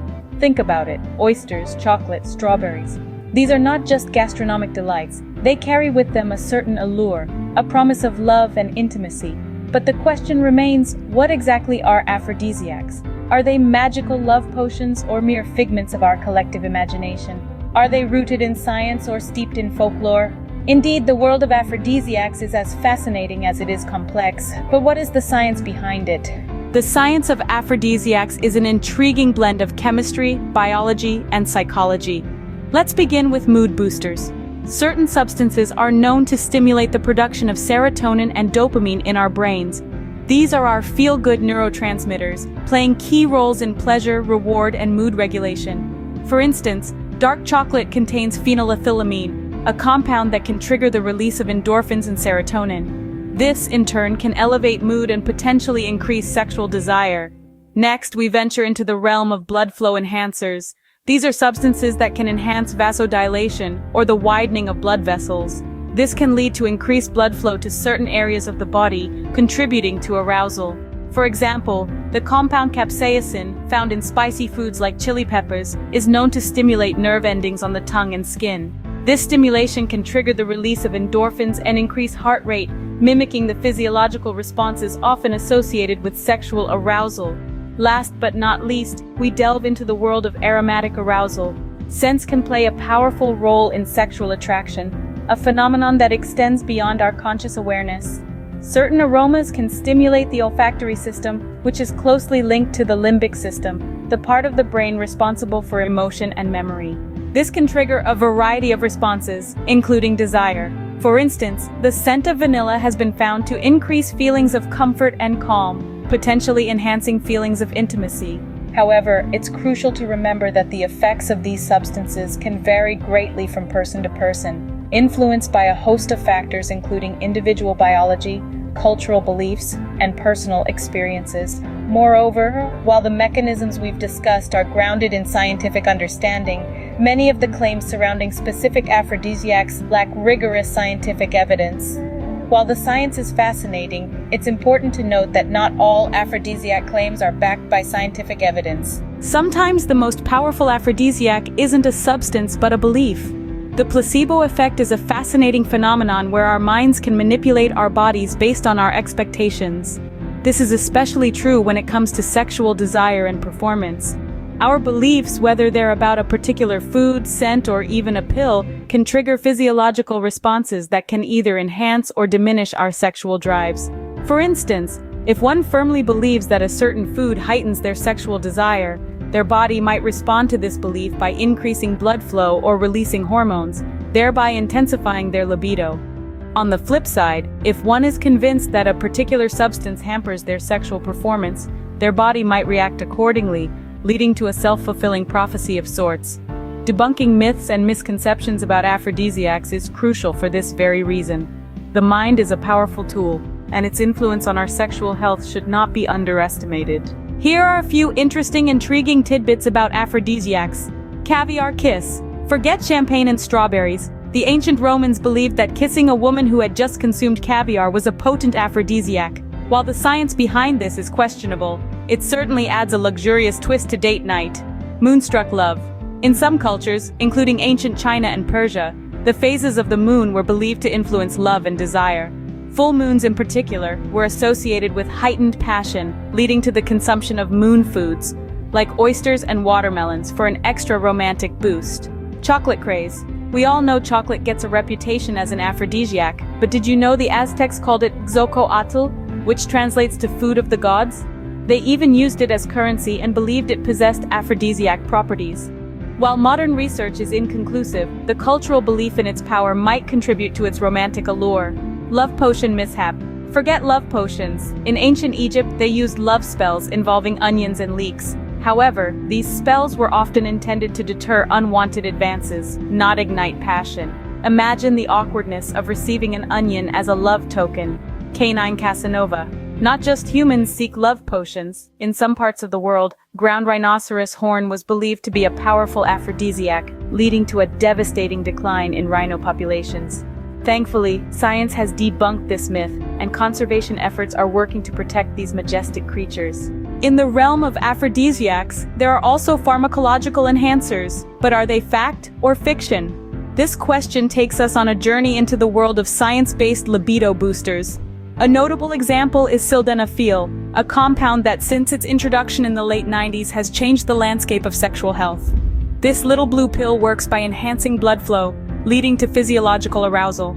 Scientific evidence supports its effectiveness, but it's important to remember that it's not without potential side effects, including headaches and impaired vision. It's also crucial to acknowledge that while these enhancers can yield tangible results, they're not magic bullets. Their efficacy often relies on a complex interplay of psychological and physical factors. This underscores the importance of consulting with a healthcare provider before embarking on their use. Pharmacological enhancers can be effective, but they should be used responsibly and under the guidance of a healthcare provider. Before we go, let's look at the history of Valentine's Day. It's a day filled with chocolates, roses, and awkward middle school dances, but its history is far more intriguing than its modern Hallmark card veneer. Forget Claudius II and secret weddings, which might be apocryphal anyway. The roots of February 14th's romance stretch back even further.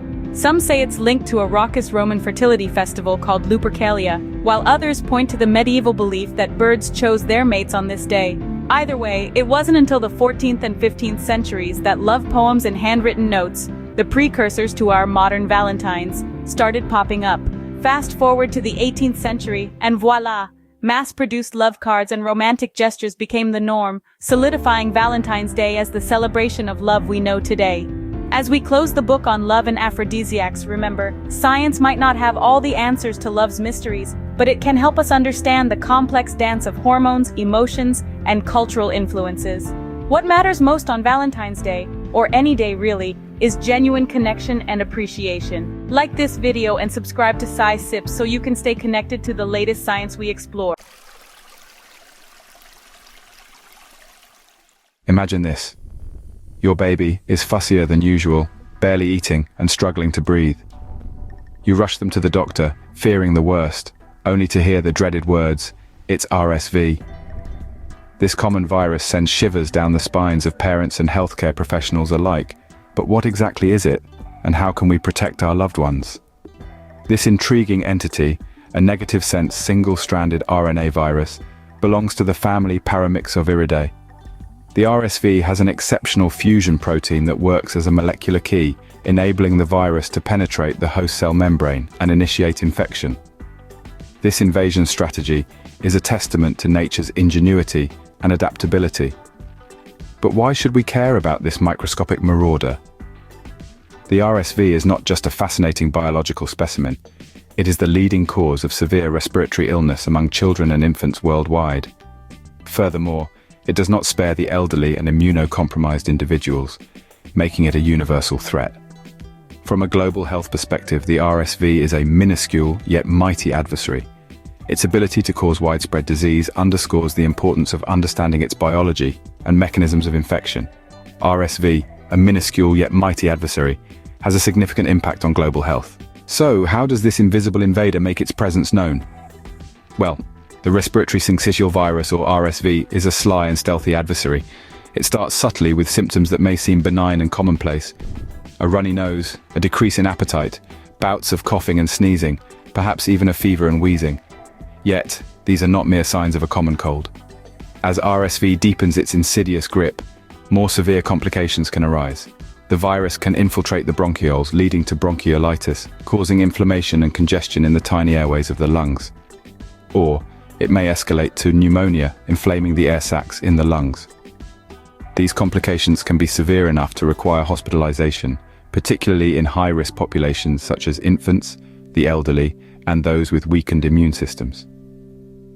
RSV, though microscopic, manifests in a grand way, often leaving a trail of significant respiratory distress. How do we combat this microscopic menace? Well, the battle against respiratory syncytial virus, or RSV, is largely about supportive care. This includes ensuring hydration and alleviating the discomfort of symptoms.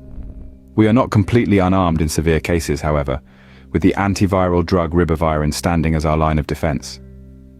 In addition to treatment, prevention is a crucial part of our strategy.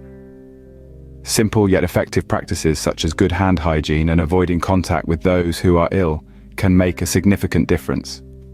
For those who are at a higher risk, such as infants with certain health conditions, there's palivizumab.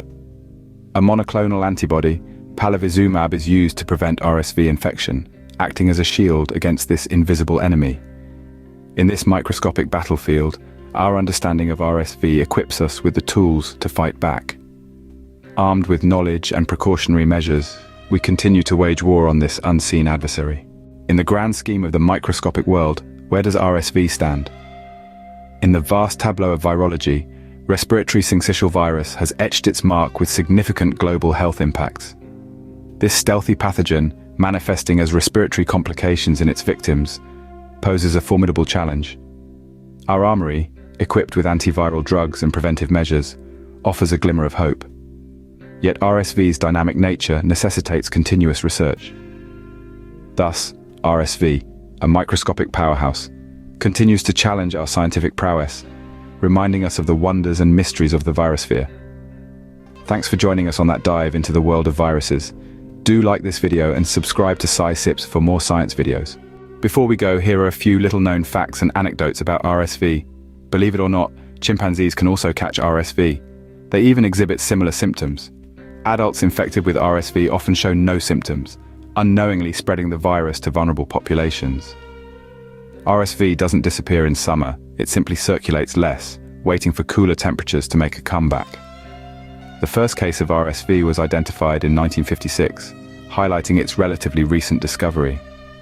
Researchers believe the RSV lineage dates back millions of years, with origins potentially shared with viruses infecting animals like cows and sheep. An experimental RSV vaccine in the 1960s actually worsened illness in some children, setting back vaccine development for decades.